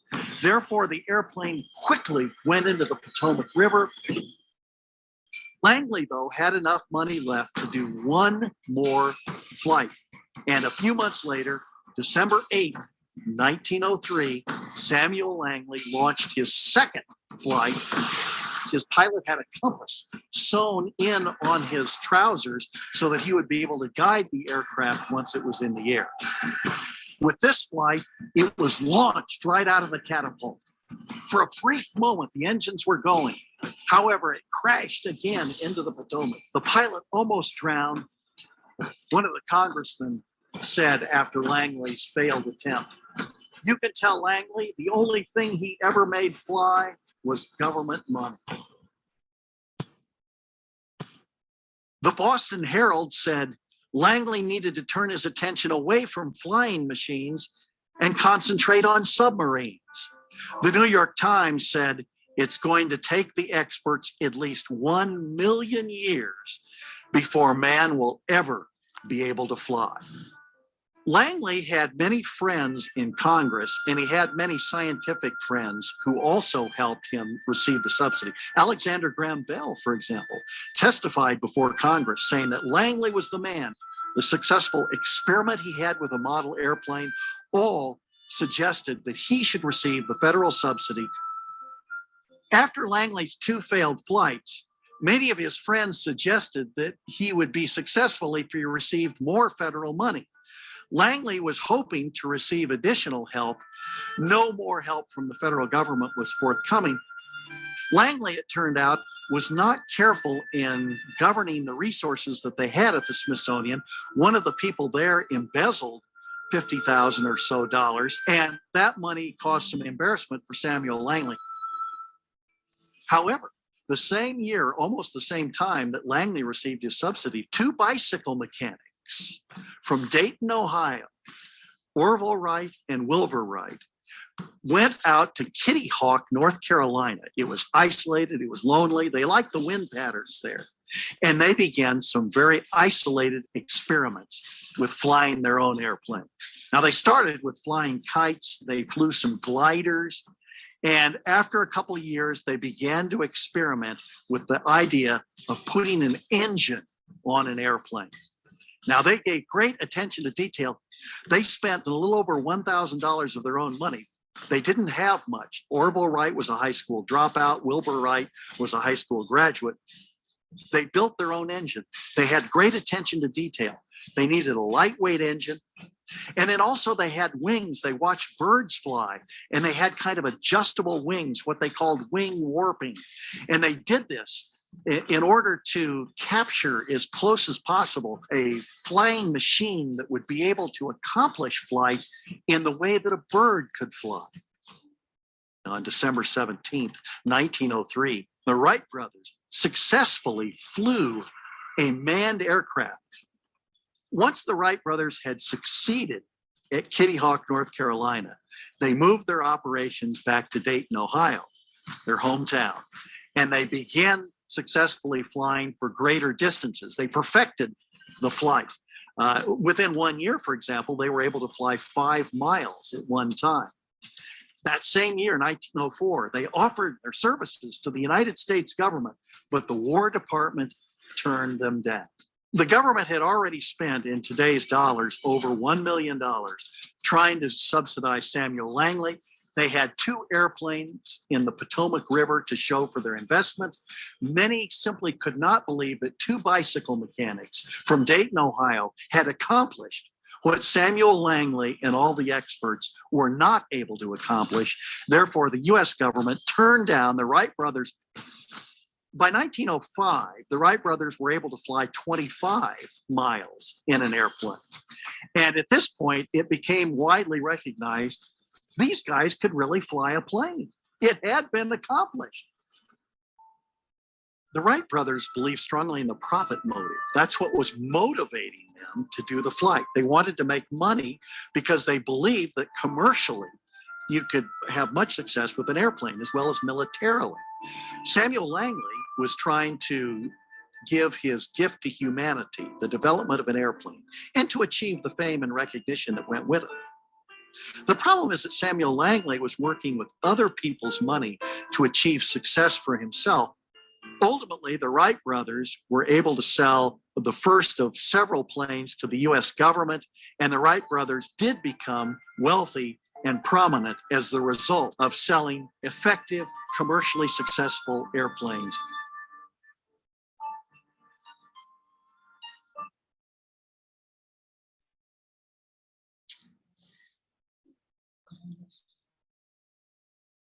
Now, I believe that you would have understood what beliefs here he means. Individuals like Gandhiji, inventors of this world, and people like them have something in common. That is something we can learn and be an effective leader. Leadership expert Simon Sinek creates a model and he calls it as the golden circle. So the golden circle is a very beautiful model which speaks on what, how, and why, and it is to be emulated by each and everyone. It is about a world in which the vast majority of us wake up inspired, feel safe at work, and return home fulfilled at the end of the day, feeling as though we are contributing toward something greater than ourselves. The ideas the golden circle illustrates are certainly not new. Simon did not invent purpose. What he has been able to do is capture this idea that has been around for millennia in a way that is simple, easy to understand, and actionable. It is our hope that people use and share these ideas with others so that together, each of us can change our world for the better. Here, we can go to the depth of what, how, and why. Why is that some leaders and organizations are able to inspire greater loyalty and engagement among their customers and employees alike. How, the second middle here, why is in the center of the circle, how in the middle of the circle, and the what is the outer circle. Rather, we can say inner circle, outer circle, and the middle circle. How are they able to achieve and sustain inordinate amounts of success for years? We have to go through.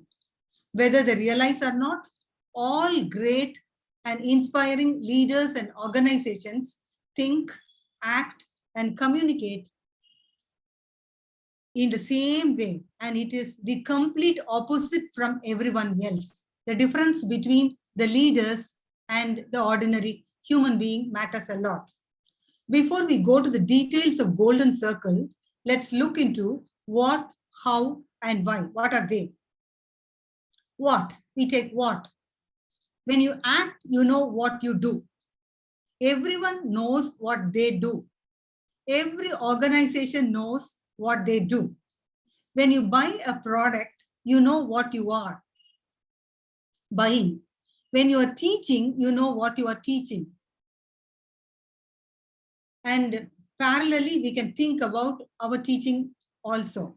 Hence, every single organization on the planet, even our own careers will function on 3 levels: what we do, how we do it, and why we do it. These are the things important. That is why, how, what in the Golden Circle. Now let us take one by one.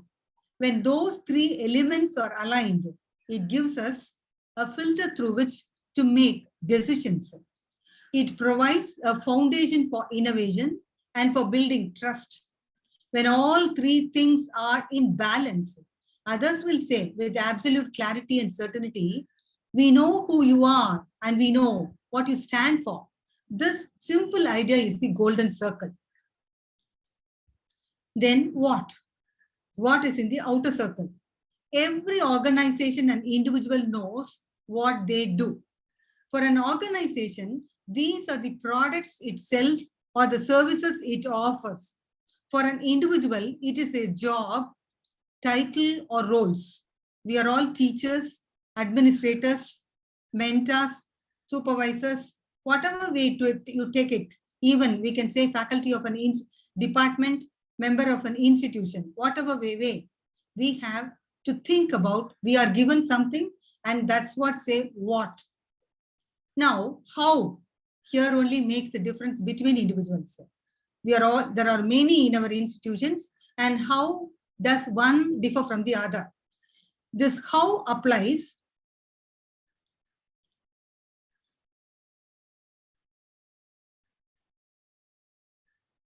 This applies to individuals or organizations when you may do or sell the same things. The way in which you deliver that product or service is unique, where you are different from others. And how? Some organizations and individuals know how they do what they do. Hows are meant to communicate what makes us special or sets us apart from others who do something similar. Hows or an organization or an individual's strengths, values, and guiding principles. They can also include our differentiating value proposition, proprietary process, or unique selling proposition. For example, if we have two educators who teach the same subject in the same school and for the same age group, the content in the curriculum, their what is very identical. The way in which they teach, their house could differ. One educator approaches the content from an analytical perspective, and the other approaches it from an interactive and collaborative perspective. Different students will be attracted to different approaches. And the very important point is the center circle, the deep center of why. A very few people and very few organizations can clearly articulate why they do what they do. The why is the purpose, cause, or belief that drives every one of us. The belief we have seen in the video just now. Then why? It provides a clear answer to the questions. Why do you get out of bed every morning? Why does your organization exist beyond your products, growth, and profit? Why should everyone care? Making money is not a why. Revenues, profits, salaries, and other monetary measurements are simply results of what we do. The why is about our contribution to impact and serve others. The why, that is the only one component which inspires us. People naturally communicate from the outside in. Now I just go to the depth of how outside to in or inside to out, which is better. So here, using the circle, people naturally communicate from the outside in. Outside in what? Here we have the curriculum, we have the course component. As teachers, we are institutional oriented persons, and what we are very clear about, the curriculum, syllabus, for example. They typically go from what is easiest to understand to what is hardest to understand, then explain. They tell people what they do, tell them how they are different or better, and then they expect some sort of behavior or result, like a purchase, a vote, or support. Here is how most organizations market and communicate. What? So what is, here is our law firm. Take it, Apple product or any product you have. Here is our law firm. Then how? We have specialized expertise in a wide range of practice areas. We transform the complexity into simple action, and we go above and beyond every day. Behavior, that is come do business with our law firm. That one example I give from the business point of view. Leaders and organizations with the capacity to inspire all think, act, and communicate from the inside out. That is from why to what. They are the leaders. They start with their why. When they communicate their purpose or cause first, they communicate in a way that drives decision-making and behavior.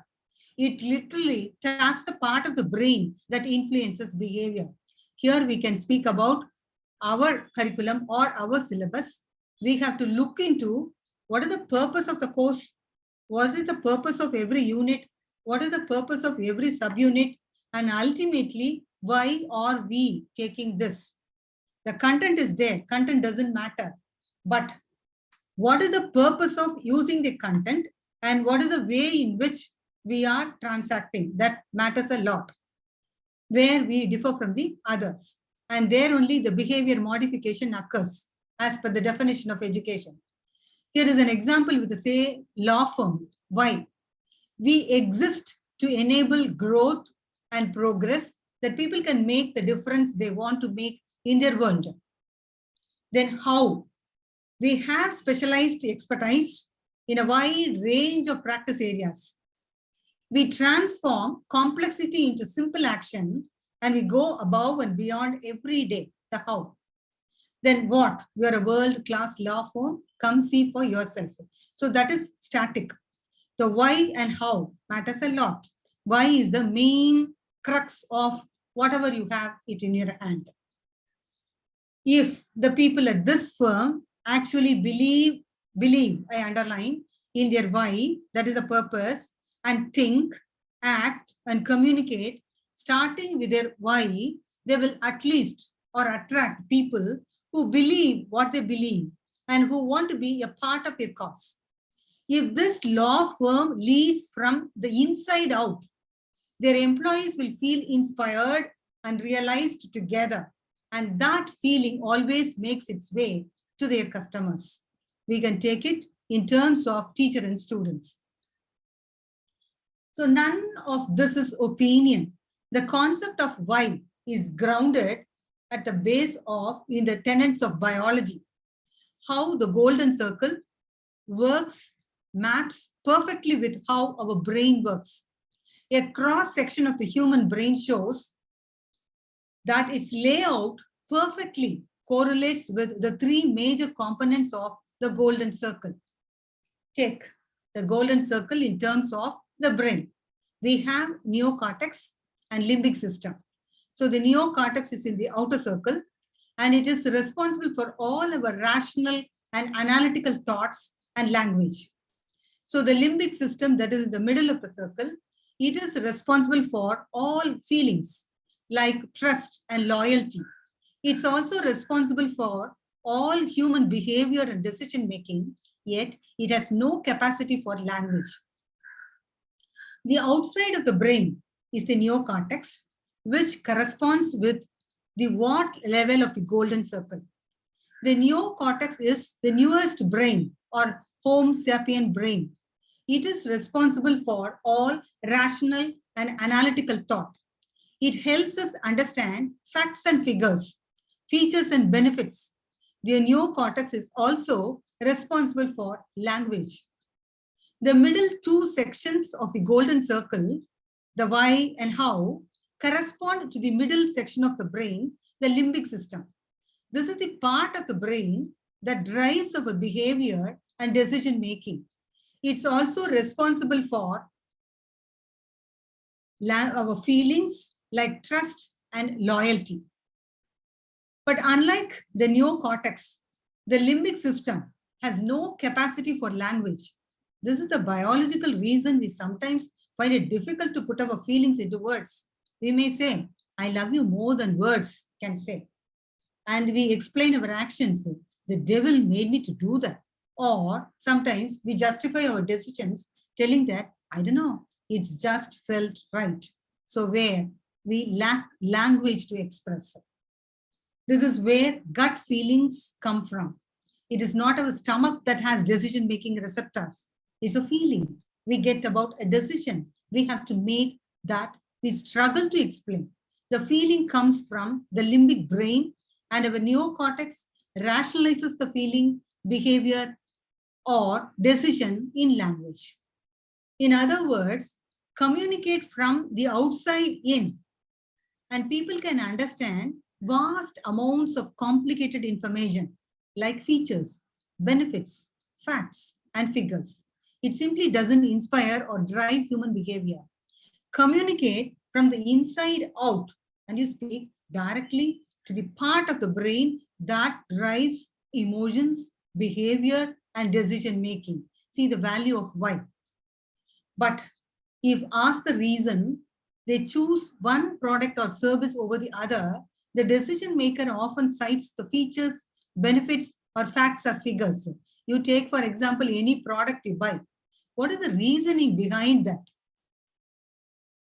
The neocortex, that is the thinking part of the brain, is always trying to understand and make sense of the world.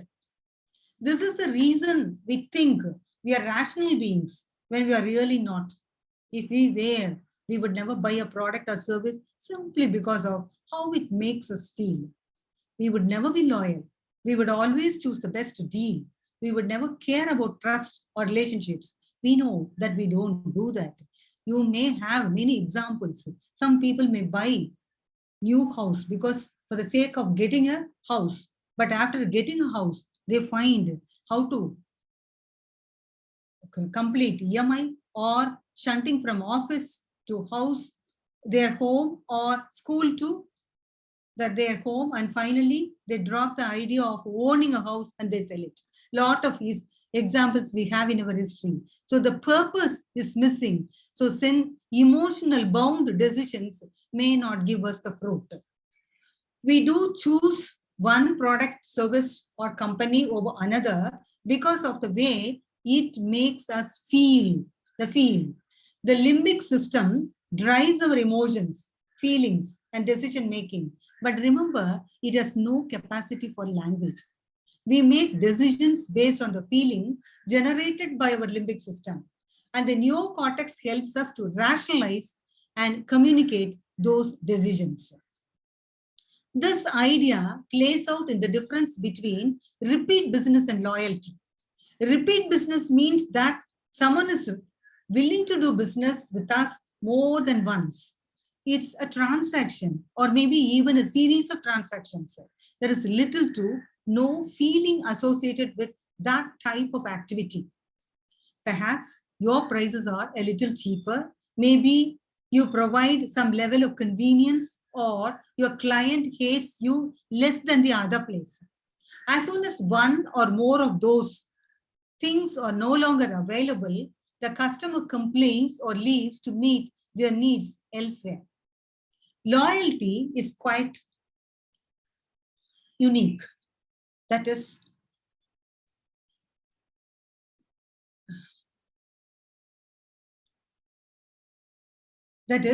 the idea plays out in the difference between repeat persons. I said, loyalty is quite unrealistic. Loyal consumers may choose to suffer some sort of inconvenience to continue doing business with you. They will pay more, travel further, proudly defend and champion your brand, even if your product or service is more expensive, further away, or somehow less convenient. From a purely rational perspective, that doesn't make sense. However, loyalty comes from feelings like trust, love, commitment, which are driven by the limbic brain.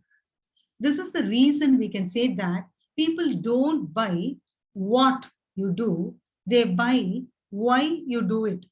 And what you do simply serves as the tangible proof of what you believe. For the golden circle to work properly, you must have clarity of why, discipline of how, consistency of what. No one section of the golden circle is more important than the other. The most important thing is a balance across all three. Now we see the depth of it. Why? If you don't know why you do what you do, how can you expect anyone else to know? For others to know your why, you must first have that clarity yourself. So as a teacher, we must be very clear about why are we in front of the audience and who are they, what am I to do, and what have been given to me, and what ultimately, what am I to achieve? Why am I here? That is very important. Then how? In order to bring your why to life, you must be disciplined in living your house. You must behave in ways that are aligned with your values, guiding principles, strengths, and beliefs. As a teacher, we must realize and understand every batch of students. And we have to take the why and design the how and what. And everything you say and do must be consistent with what you believe. After all, we live in the tangible world. The only way people will know what you believe is if you say and do the things you actually believe. This is what it truly means to be authentic. Authenticity is very, very essential. When you frame a curriculum, question paper, or teaching material, there is always a reason as to why you want to do it. What is the end objective of your actions and why do you do it? If a leader does not believe in the why, then the team won't push its best to succeed. Leaders' actions and words need to reflect the objective. And when subordinates can see this belief and understand the why, they can proceed while fully believing in what they are doing. So clarity on why to be underlined. Try applying golden circle in small environments before extending to larger projects. If you are a leader of any institution or any department, step by step, let your program be.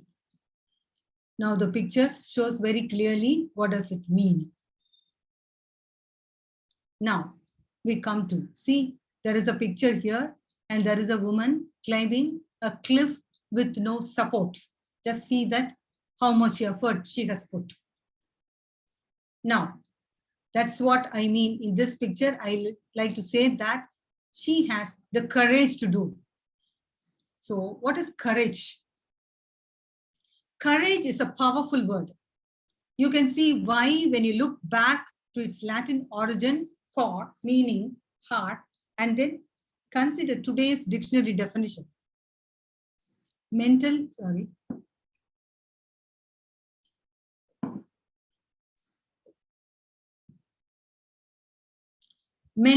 or moral strength to venture. Courage is mental or moral strength to venture, persevere, and withstand danger, fear, or difficulty. Historically, and not so long ago, the word courage and courageous was often reserved for describing superheroes, Greek gods, cartoon characters, and historical heroes like Martin Luther King, Nelson Mandela, Mother Teresa, Anne Frank, and others. In certain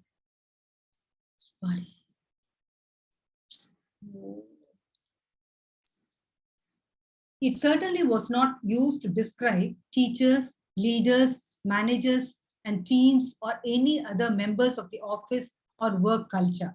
In fact, historically, leaders were seen and celebrated more for being stoic, powerful, and with a more command and control approach. Tell, teach, plan, organize, and never let others see your weaknesses was the way to lead a team. To understand courage, we first need to define what fear is. Fear. Fear in all its forms, from slight doubts to debilitating anxieties, can make you feel uncomfortable. Fear. But it can also reveal a lot of useful information. In some ways, fear can be healthy. Fear triggers your nervous system and the survival instincts that keep you safe from real danger. For example, there are good reasons not to walk on streets at night. They can develop in response to trauma, stress, or negative experiences. If you go through a toxic relationship, for example, your fear may block your block you from trusting people and finding love again. Fears can also reveal your core values and beliefs. You may feel afraid to start your dream company because you might fail. You get scared of public speaking because you might make a mistake. These fears show us an opportunity for courage. So fear is good. Now, let us see with simple 5-step process how one can build courage through consistent effort. 1, identify what scares you. Make it very clear. Then describe your fears. What sort of characters? Break out of your routine. Don't hesitate. Break from your routine. Do something that makes you nervous. Pursue a bold act of courage. I repeat, maybe it is very unusual, but we have to. I have read history. Lot of successful persons keep jumping from one job to the other where they are unaware of the risky, but they have chosen and ultimately they are successful persons. So you identify what scares you, describe your fears, break out of your routine, do something that makes you nervous, pursue a bold act of courage. By writing down your fears, you can identify which are healthy and which are holding you back from fully participating in your life.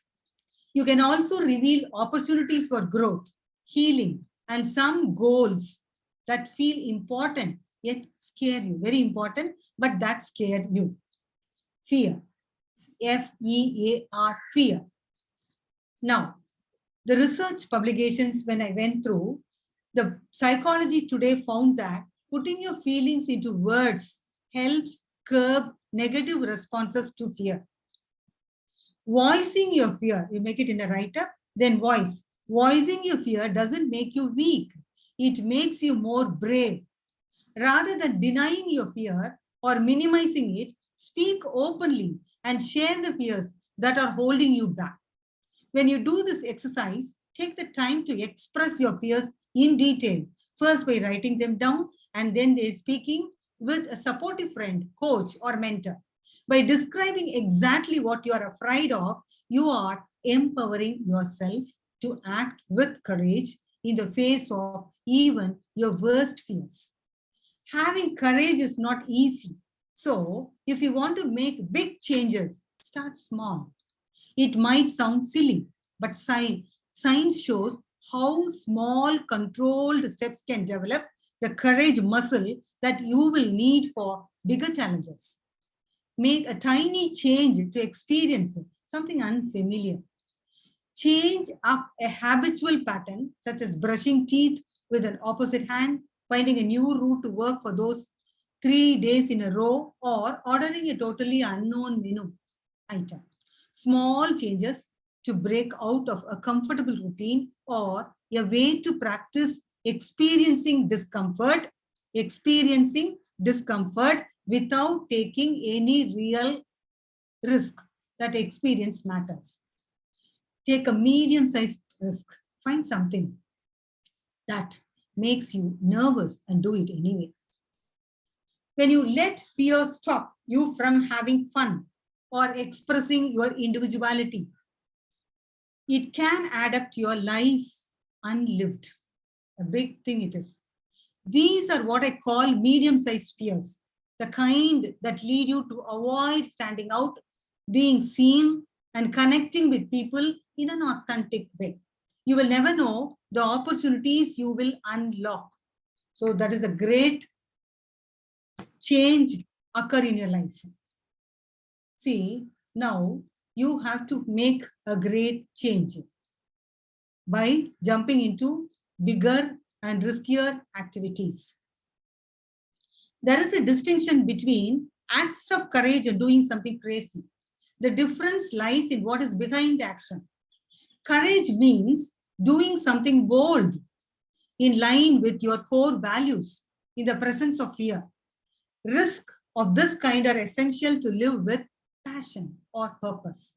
But crazy is taking big risks when the motivation is bravado, ego, or simply showing off. That is what we almost do. The crazy. You are crazy behind something. While pursuing this exercise, if you are afraid, then refer to the first and second step of writing it down, speaking it aloud. Think of something big you always wanted to do, but felt too afraid, and begin steps to pursue it. Because these are big moves.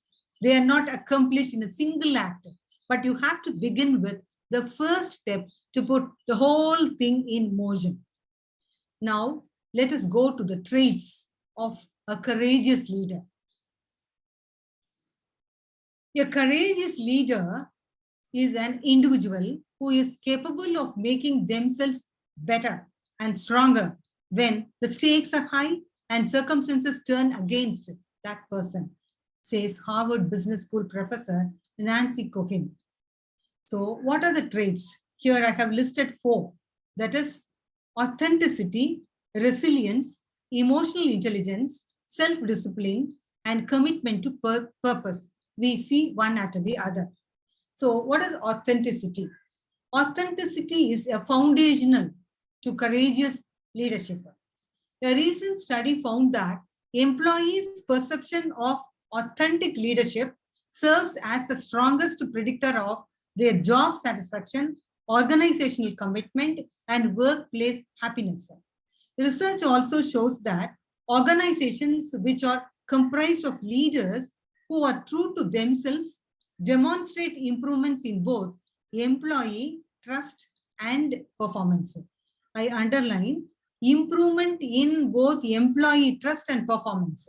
Here we can say our colleagues and our students. According to Cohen, the first step to becoming an authentic leader is to focus on self-improvement. Authentic leaders begin with the will and commitment to work on themselves, Cohen says.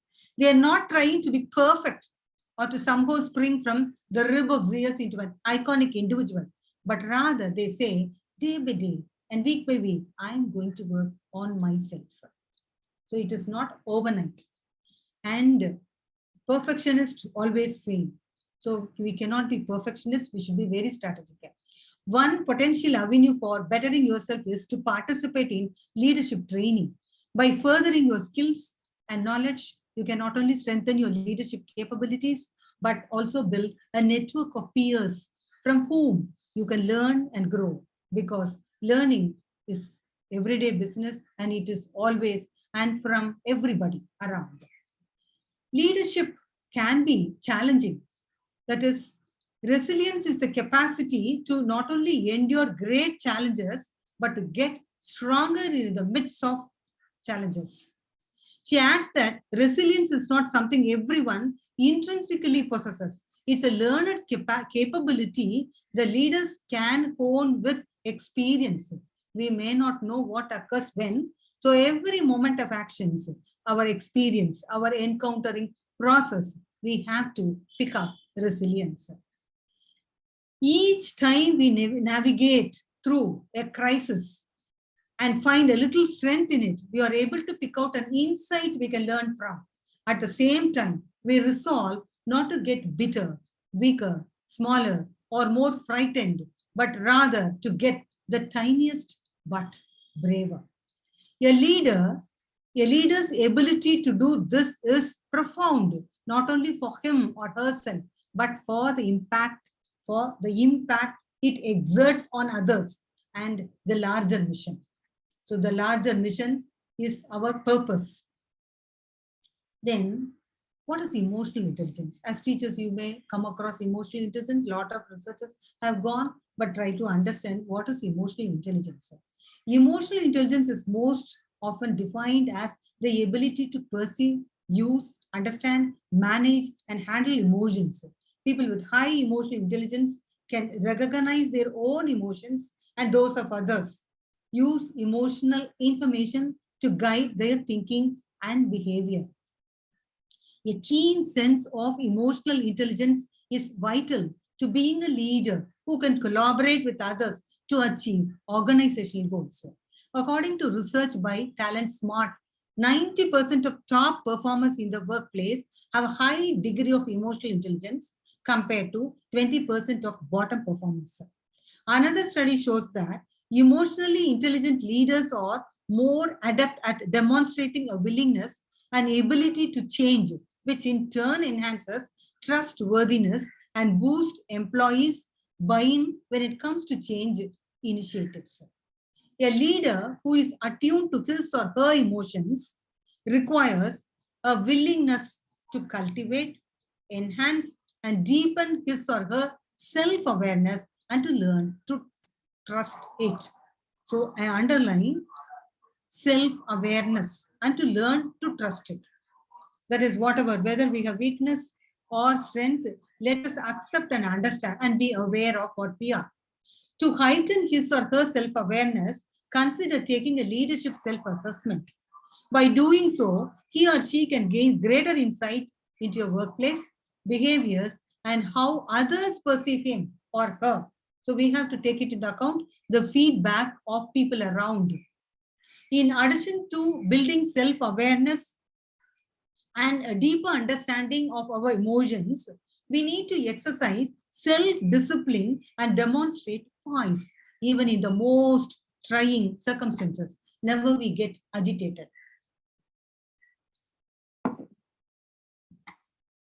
We live in a world that is characterized by one non-stop crisis, and that is the day of today. One after the other, like waves breaking on the shore. When facing a crisis, you need to be prepared to lead under pressure and remain composed. Lead under pressure and remain composed. Very essential. Then only our thinking capability will be very clear and it works properly. During tough moments, nothing an individual leader can do can solve the whole situation.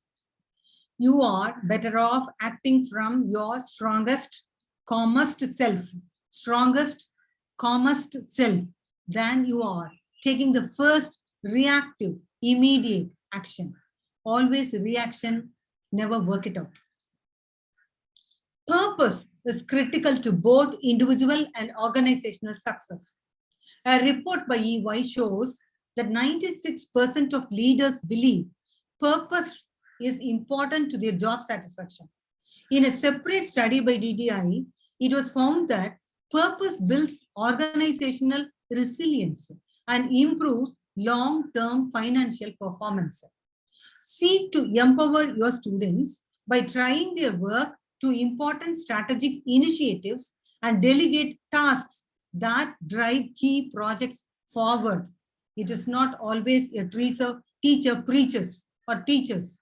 You empower. How do students take empowerment? When we delegate tasks, let them have that experience. Through such actions, you can inspire faith in your students and ignite their desire to perform at their best. Confidence will automatically build up. And here is a video. It talks about an African lady and how courageous that lady in her life struggled and also may helped many. Let us watch.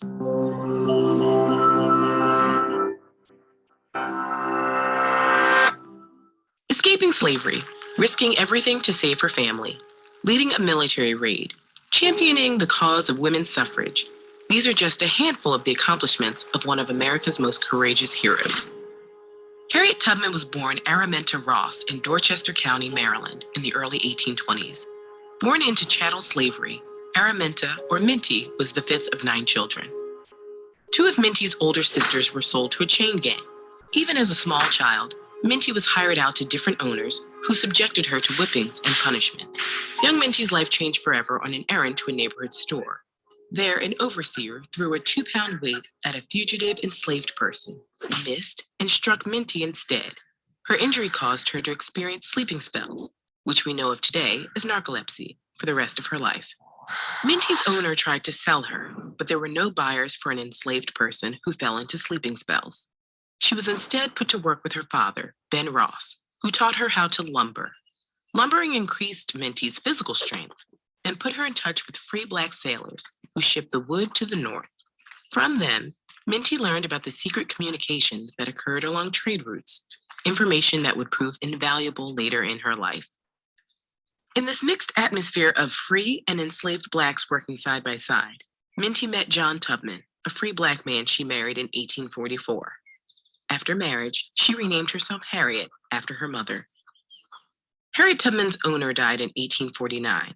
When his widow planned to sell off her enslaved human beings, Harriet feared she would be sold away from everyone she loved. She had heard of an underground railroad, a secret network of safe houses, boat captains, and wagon drivers willing to harbor fugitive enslaved people on their way north. So Tubman fled with two of her brothers, Ben and Harry. They eventually turned back, fearing they were lost. But in one of her sleeping spells, Harriet dreamed that she could fly like a bird. Looking down below, she saw the path to liberation.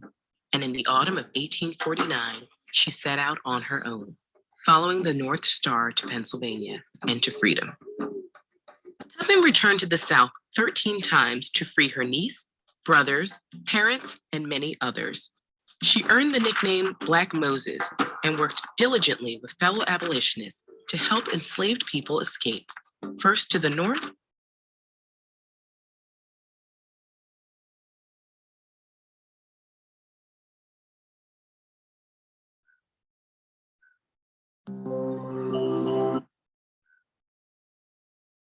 times to free her niece, brothers, parents, and many others.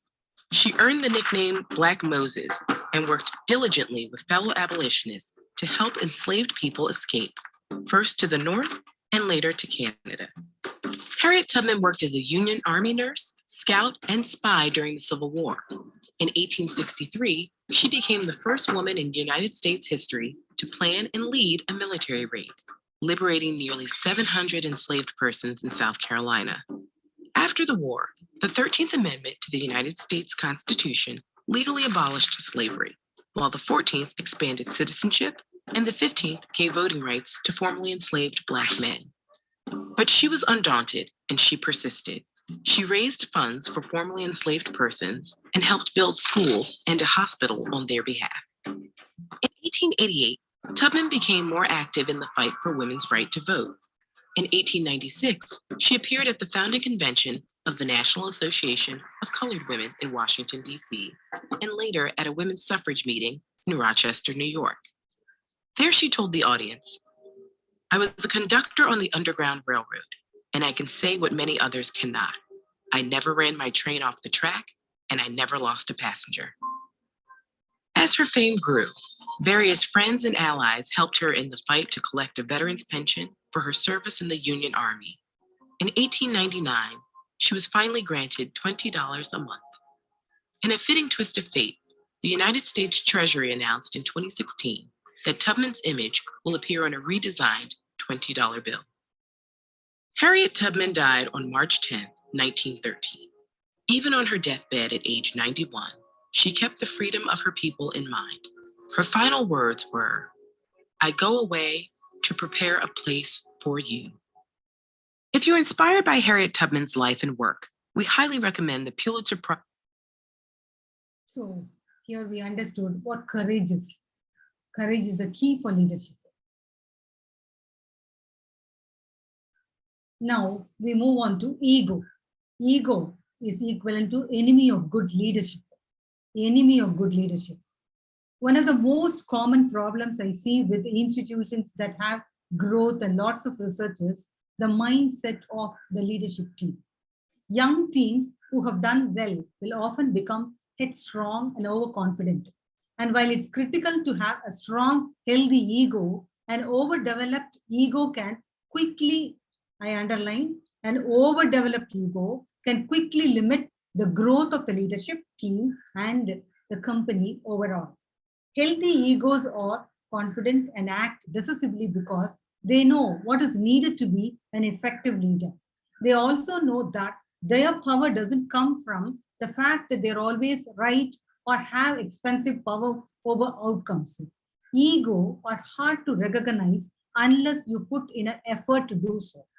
Here are a few common strategies to spot ego-driven thoughts. I am important because I am needed. I am important because I am needed. Everyone wants to feel needed. It gives you a sense of belonging and attachment to other people. In leadership, however, it typically means that you have some type of control or power. Strong, now we parallelly, I just bring out the difference between strong and weaker.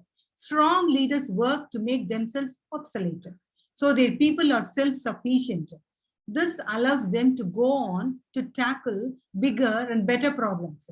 Weak leaders hold on to control and decision making, so they remain critical to the current processes. And while it may give them job security, it will limit their professional growth. Everyone wants to feel.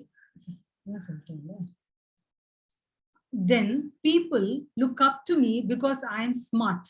Another say, if an individual's ego and self-worth is built on being really smart, then they will be less likely to hire people much smarter than them in the key domains of the business. So here, strong leaders know they need to surround themselves with people smarter than them in key domains. Weak leaders surround themselves with people they can outwit and control.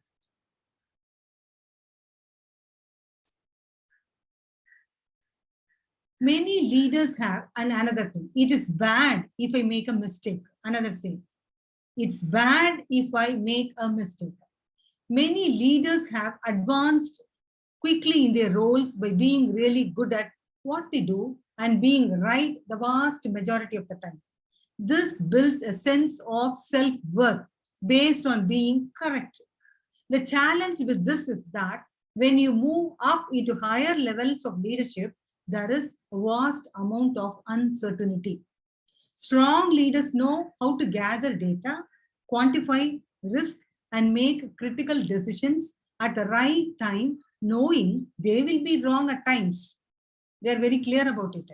Weak leaders elabor decisions or spend too much energy trying to squeeze out all uncertainty. Thus,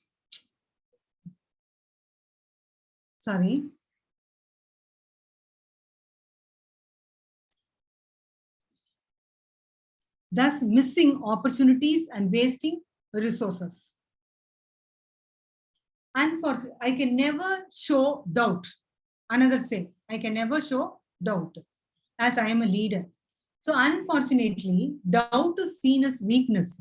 While there is a time and place where decisions need to be made quickly and clearly, most business matters don't need to be solved immediately.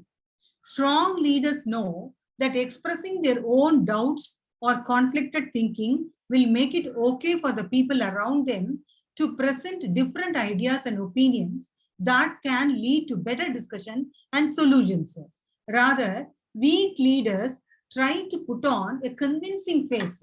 They never accept their fault, even when inside they are not so sure. One of the, I need to win all the time, an attitude. I need to win all the time. One of the clearest telltale signs of a struggling leader is when they strive to win every debate with their teams. The better ones treat every discussion as a high school debate, attacking everyone's points and presenting a litany of reasons on why their approach is better. Strong leaders strive for the best decision the entire team will support, even if it is not theirs or the one they really want. When rather, the weak leaders keep a running score and look to win arguments. Ultimately, nothing they receive. Being open to feedback from your team and using a teacher who can observe and give you pointers are great ways to accelerate the process. Strong leaders know that the trick is realizing that you have fallen into one and quickly getting out of it. Knowing how to manage your ego is very important. Here are some of the approaches.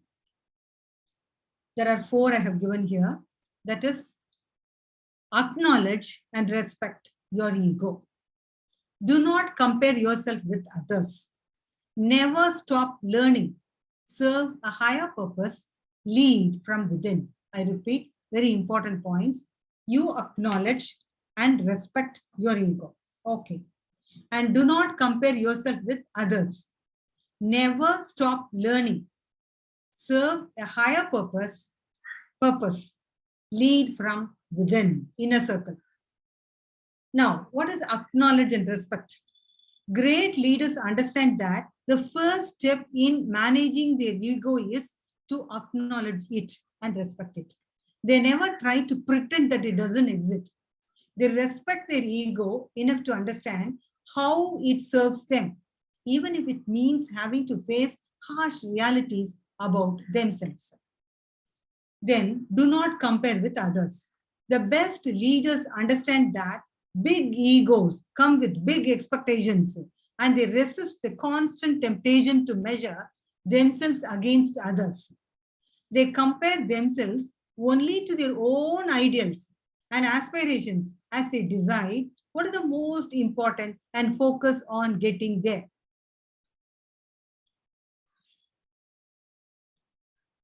Never stop learning. The smartest person in the room is not the one whose ego is telling them they are the smartest. It is the one who knows how much they still have to learn. I repeat, because always once we enter into the room, we always feel invariably that I know. And we just protect ourselves from learning. But here, what is the main thing is, the one whose ego is telling them they are the smartest. It is the one who knows how much they still have to learn. Serve a higher purpose. Top leaders know that the best way to control their ego and keep perspective is to remember that the world does not revolve around them. Holding to an attitude of service in leadership and in life breaks the pressure we put on ourselves, giving us room to move from self-importance to a sense of genuine purpose. Great leaders understand that controlling their ego is a personal challenge that is critical to success, and it is something they have to do themselves every day. It is the only way to build respect and trust with others. Lead from within. A big ego can create huge achievement, but it can result in huge destruction too. Always keep that. Ego results in destruction. Controlling its power is a skill well worth mastering. Definitely each individual has to have the practice. Now here is a picture, a video. It talks about, it is a case study. It talks about how he was successful in the beginning and how he has got the ego and ultimately he failed. This is not a book about me, but since this is a book about ego, I'm going to address a question that I'd be a hypocrite not to have thought about. Who the hell am I to write it? My story is not particularly important for the lessons that follow, but I want to tell it briefly here at the beginning in order to provide some context.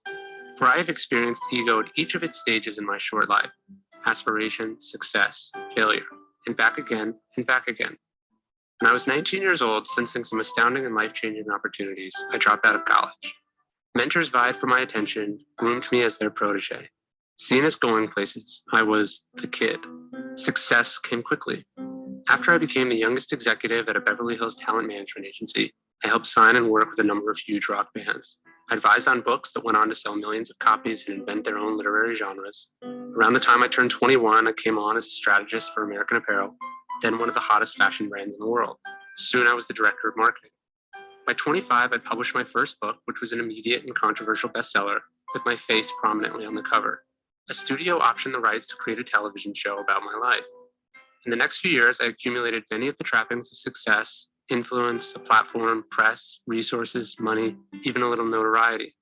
Later, I built a successful company on the back of those assets, where I worked with well-known, well-paying clients and did the kind of work that got me invited to speak at conferences and fancy events. With success comes the temptation to tell oneself a story, to round off the edges, to cut out your lucky breaks and add a certain mythology to it all. You know, that arcing narrative of Herculean struggle for greatness against all odds, sleeping on the floor, being disowned by my parents, suffering for my ambition. It's the type of storytelling in which eventually your talent becomes your identity and your accomplishments become your worth. But a story like this is never honest or helpful. In my retelling to you just now, I left a lot out. Conveniently omitted were the stresses and temptations, the stomach-turning drops and the mistakes. All the mistakes were left on the cutting room floor in favor of the highlight reel. They are the times I would rather not discuss. A public evisceration by someone I looked up to, which so crushed me at the time that I was later taken to the emergency room. The day I lost my nerve, walked into my boss's office and told him I couldn't cut it and was going back to school, and meant it. The ephemeral nature of bestsellerdom and how short it actually was, a week. The book signing that one person showed up at, the company I founded tearing itself to pieces and having to rebuild it twice. These are just some of the moments that get nicely edited out. This fuller picture itself is still only a fraction of a life, but at least it hits more of the important notes, at least the important ones for this book: ambition, achievement, and adversity. I'm not someone who believes in epiphanies. There is no one moment that changes a person. There are many. During a period of about 6 months in 2014, it seemed those moments were all happening in succession. First, American Apparel, where I did much of my best work, teetered on the edge of bankruptcy, hundreds of millions of dollars in debt, a shell of its former self. Its founder, who I deeply admired since I was a young man, was unceremoniously fired by his own handpicked board of directors and down to sleeping on a friend's couch. Then the talent agency where I made my bones was in similar shape, sued peremptorily by clients to whom it owed a lot of money. Another mentor of mine seemingly unraveled around the same time, taking our relationship with him. These were the people I had shaped my life around, the people I looked up to and trained under. Their stability, financially, emotionally, psychologically, was not just something I took for granted, it was central to my existence and self-worth. And yet there they were, imploding right in front of me, one right after another. The wheels were coming off, or so it felt. To go from wanting to be like someone your whole life to realizing you never want to be like him is a kind of whiplash that you can't prepare for. Nor was I exempt from this dissolution myself. Just when I could least afford it, problems I had neglected in my own life began to emerge. Despite my successes, I found myself back in the city I had started in, stressed and overworked, having handed much of my hard-earned freedom away because I couldn't say no to money and the thrill of a good crisis. I was wound so tight that the slightest disruption sent me into a sputtering, inconsolable rage. My work, which had always come easy, became labor. My faith in myself and other people collapsed. My quality of life did too. I remember arriving at my house one day after weeks on the road and having an intense panic attack because the Wi-Fi wasn't working. If I don't send these emails, if I don't send these emails, if I don't send these emails, if I don't send these emails. You think you're doing what you're supposed to. Society rewards you for it. And then you watch your future wife walk out the door because you aren't the person you used to be. How does something like this happen?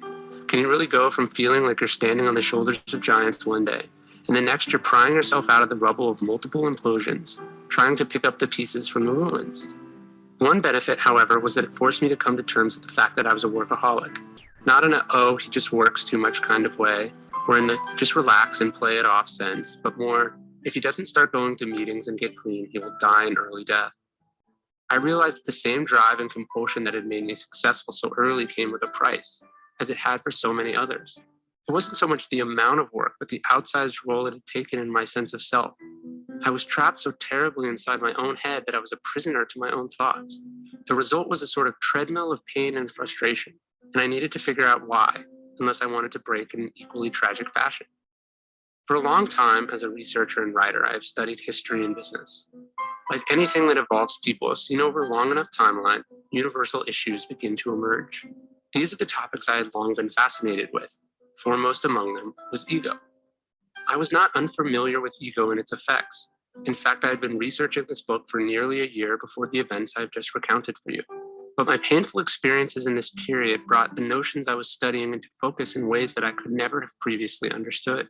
It allowed me to see the ill effects of ego played out not just in myself or across the pages of history, but in friends and clients and colleagues, some at the highest levels of many industries. Ego has cost the people I admire hundreds of millions of dollars, and like Sisyphus, pulled them back from their goals just as they've achieved them. I have now at least peeked over that precipice myself. A few months after my own realization, I had the phrase, "ego is the enemy," tattooed on my right forearm. Where the words came from, I don't know, probably from a book I read long, long ago, but they were immediately a source of great solace and direction. On my left arm, of similarly muddled attribution, it says, "The obstacle is the way." It's these two phases that I look at now every single day and use them to guide the decisions in my life.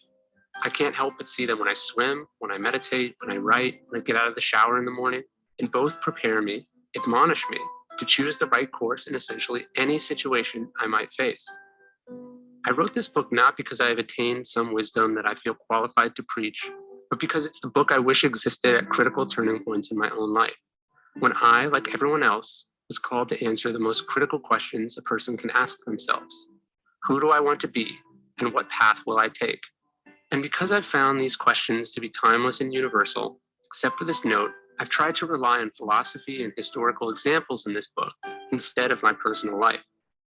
While the history books are filled with tales of obsessive, visionary geniuses who remade the world in their image with sheer, almost irrational force, I found that if you go looking, you'll find that history is also made by individuals who fought their egos at every turn, who eschewed the spotlight and put their higher goals above their desires for recognition.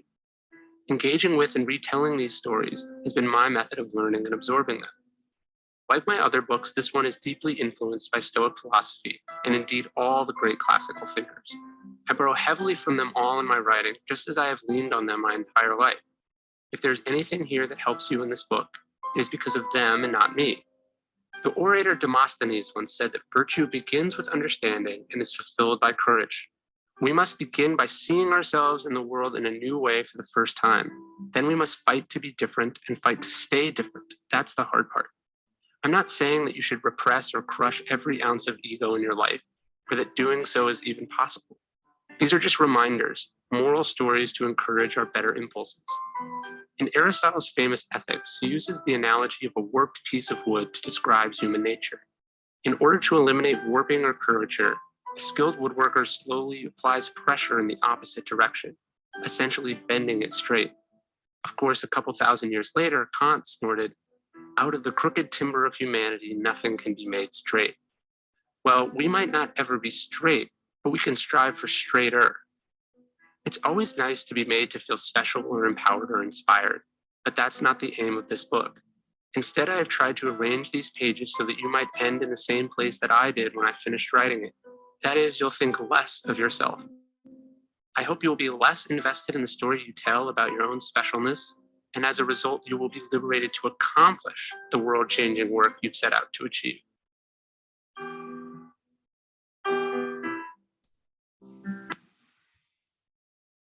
How beautifully it was made. There is power in recognizing ego just with recognition. That is what I like to say. Now, to conclude. The reality is, I'm an idiot. To conclude, I just want to make everybody that we do make mistakes, and let us make mistakes and accept the mistakes. With that, I come to. Just watch the video. Like, and I'm not being flip about it. Like, I don't understand very complicated things. And so I ask a lot of questions so that the person who's telling me something complicated, who's talking in terms as if I understand them, finance or neuroscience, I don't know what you're talking about. Right. And I ask enough questions just so that I understand it.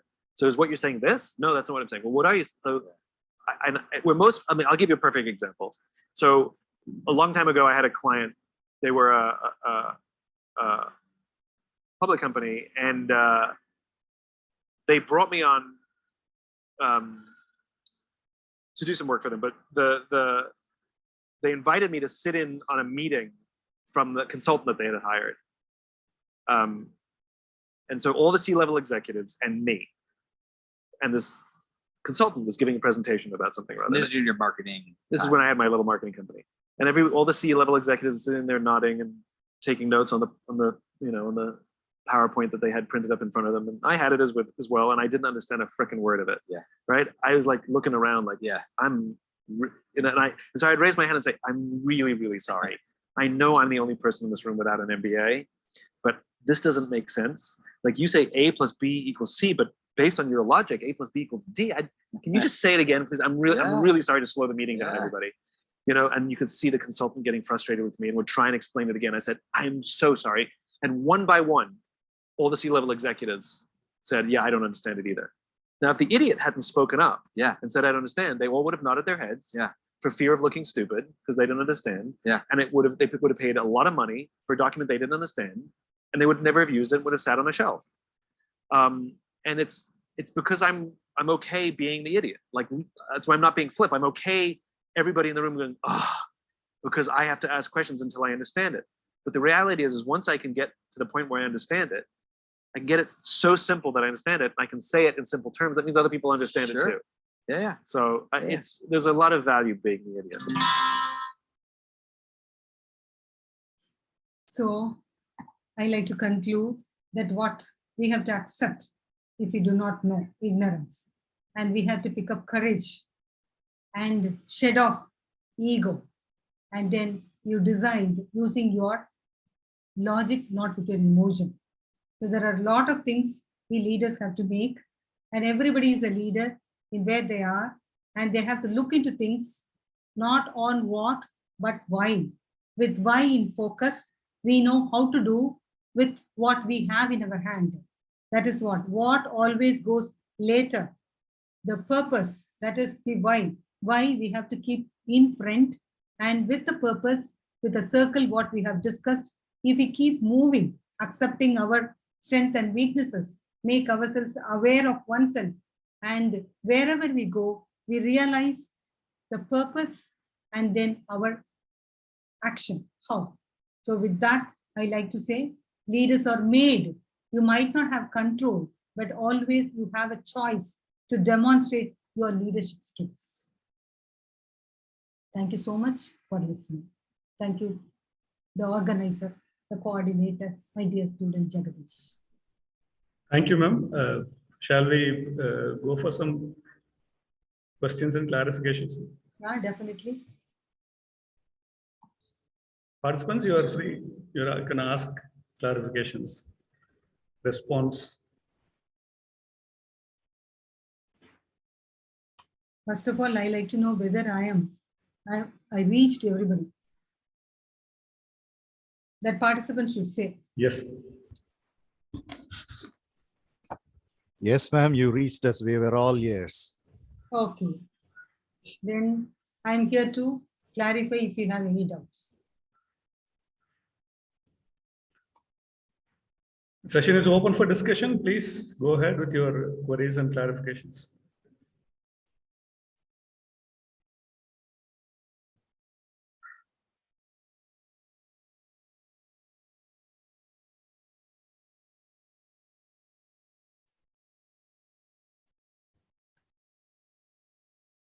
They all feel hungry. That's why I was very crisp in presenting. Usually they will ask questions, ma'am. I don't know why. We have many participants who are very interactive. Saraboji sir, Hema ma'am, usually. Inquiry minds. Yes, yes. Yes. Sorry, sir. I forgot to unmute myself. Sorry. Okay. Good afternoon, ma'am. Good afternoon. Ma'am, actually, I mean, I don't know. I feel it tough. And most of them, I heard it from many also. Ego is one of the thing, and ego and desire together are one of the thing which makes you to be more competent. Isn't it, ma'am? Every individual has ego. Yes, but don't allow for domination. Okay. You have seen the case history. That's why I brought some stories. So I'm not here a lecturer or a preacher. So let us learn from the real history, real stories. So you have listened to the last video. That is, ego will never allow you to learn. That is the thing. See, learning has to happen every time. And sometimes we have to accept. That is, once you enter into your room as a leader, probably, see that, never think that you know everything. I am here to convey, and I am here to accept my fault, and I am here to take some suggestive measures. So we are open to everybody. When we are open to everybody, where is ego? When you have ego, you have closed eyes. Ego is there. That only brings you confidence. But make it in a submissive way. Otherwise, it will pull you down. Am I right? Yes, ma'am. Yes, ma'am. Ma'am, actually, my father was a principal. I mean, he worked as a principal for one of the university.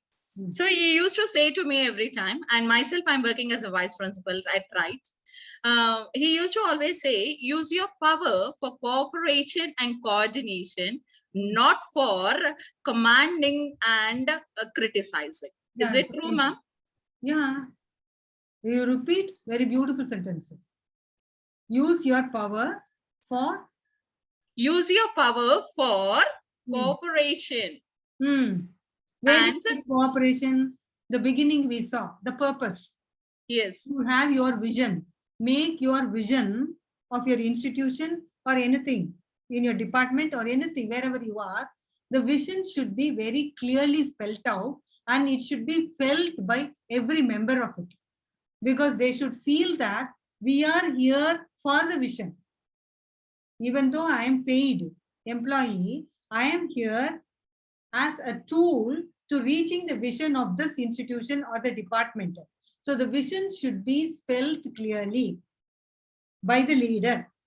And with the vision, you have your objectives, and those objectives should be in small chunks, in a different way, and allow people to fall and get up to reaching. That's why I said in one time, we can never be perfectionist. All perfectionists find fault with others and they look for only perfection, and criticism dominates. Rather, if you are working with people, you are a great achiever. We can take perfectionist and great achiever. Perfectionist is not a right way to do. Great achiever is the success. So great achiever allows people to realize the vision and understand, realize the vision, understand the objectives, and let them try as per their ability, understanding in small steps. And as a leader, we are here to tap, support, encourage, and slowly everybody moves forward from their step, and automatically everybody will be achiever and the institution achieves and reaches the vision. But perfectionist has ego, because this is what I expect. This is how it should be there. If you do not, how can I expect everybody around me doing things like me? Because every individual is an individual. If I keep looking at perfection, I am a failure. I cannot be part of the team. I should be part of the team even though I'm a leader. So I have to invite their suggestions. And one point, as leaders, we have to have clear thoughts and decisions in advance. And we leave it to the platform. We have to accept everybody's views and other things. And you see, sometimes the other's decision may be right and I can modify as leader, but I cannot accept everything. Slowly, I have to tune everybody to my decisions. That would be the success of empowered leader. But that empowerment should never shine ego. Rather, leader leads. So a good leader is always have to lead. Let them have, they have followers, not imitators. So imitators never stay. So follow, if we make followers, we are a good leaders. So we always have to see, we leave a mark.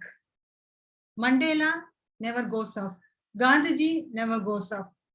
Gandhiji can never replace any other father. Okay, so we leave a mark, leading and allowing people to follow us.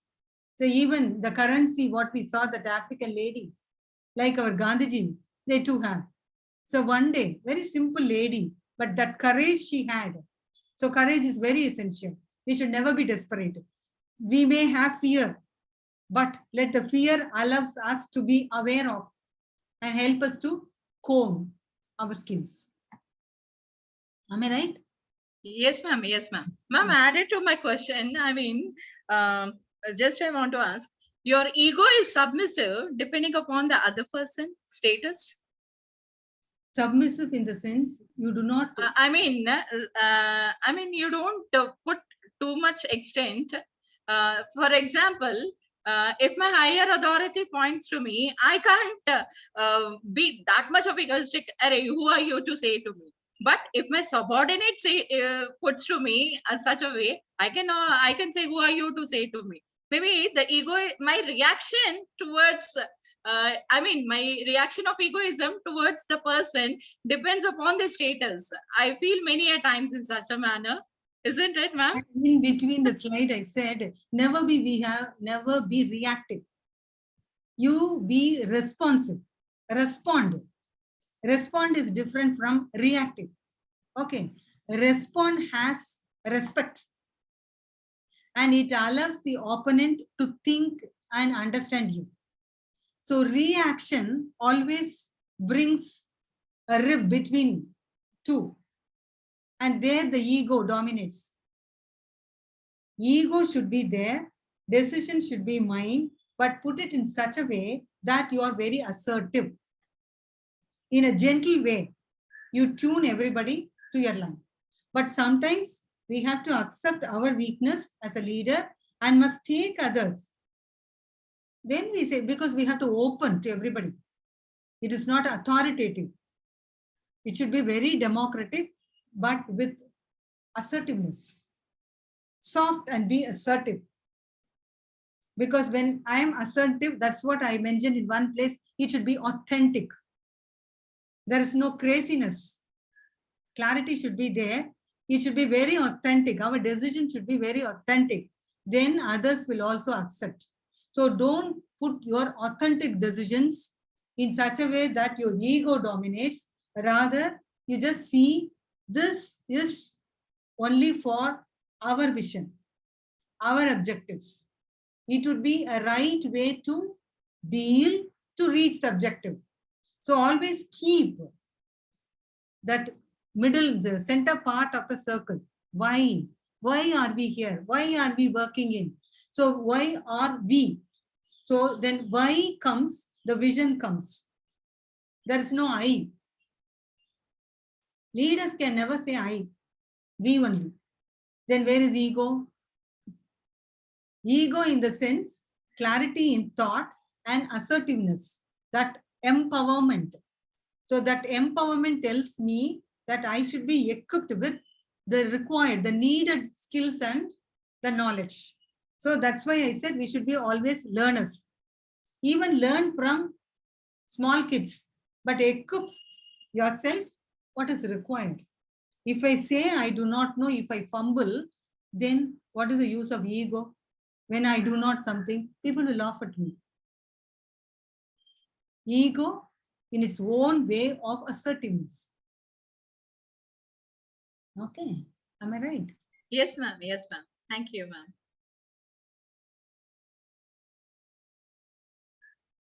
Any other question? Anybody else? Okay. Ma'am, I was personally engrossed in your speech. The session, so did our participants as well. I don't know. Yes, it's for sure. The point is, we should understand as teachers, we need leadership. Because my point is, I have seen teachers just with textbook or material and other thing, they never understand why we have this text in hand. Text is not to give. Text is to be operated for the purpose why. Why should be there. Then if we inhale that why, we get a strategy of doing how. And the what will be behind, not dominating, outer circle. Why the heart of it? Yes. How the wheel of that vehicle taking us to reach the vision goal. There are many traits. Whatever we say, whatever I say, let it register in the mind. The most important thing, I pick it up. Maybe they might not respond verbally. They're responding in the chat box as well. Okay, I do not know. If possible, send it to me. Maybe. Yes. Okay. And, Madam is as professional as always. I can remember exactly 15 years back. I was sitting in your classroom, research methodology classroom, And you are the first one to inspire us, to be frank, to be honest as well.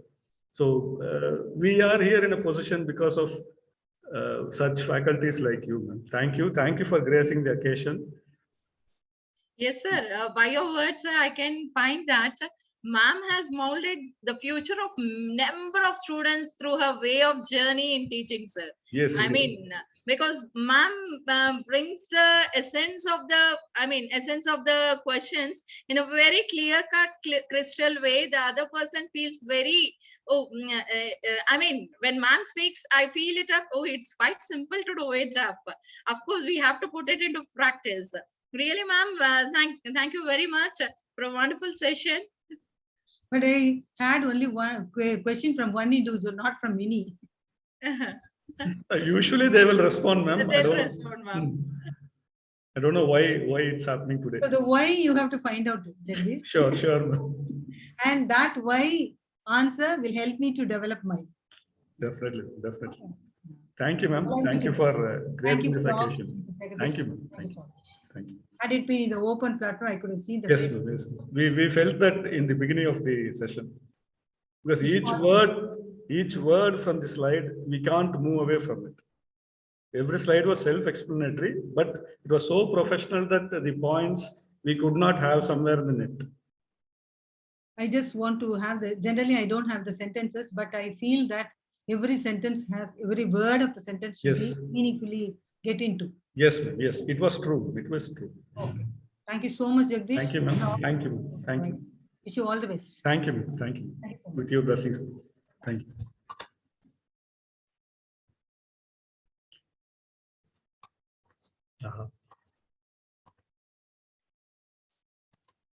I thought many would respond, but only one, as usual, ma'am. I really feel, I mean, when the other person speaks, I have number of questions in my mind, but I feel like, what is this lady? She goes on, speaks and speaks. They might be feeling so. At times, I control myself. Okay, but it was nice. She's as professional as always, as I mentioned. Even it's exactly 15 years since I had her class. Okay, very. I mean, in fact, I don't know what is your feeling, but ma'am's feeling would be, oh, my own Jagdish is now, conducting such seminars, and she would be quite happy. Yeah, she would be proud. The most happiest moment for a teacher is when they see their students to a great height. Yes, that's sure. I feel, sir, teaching is the only profession, which is selfless service. I mean, in other professions, there would be competition, but in teaching, when you say that my student have excelled great, that would be a really, I mean, if you get a 1 crore rupee in KBC, also you'll not feel that much of happy. If any of a student are to a great position, you feel that much of pleasure, sir. Yes, that's our pride. We always do have that. Okay, as usual, I've posted the feedback. Few are very concerned about the feedback. Okay.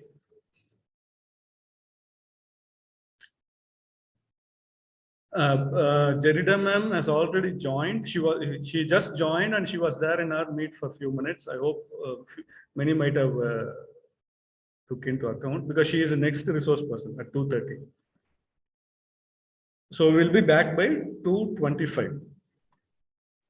Okay, I'll request ma'am to share the PowerPoint presentation and I will share it in the group. Any clarifications? Shall we break for lunch?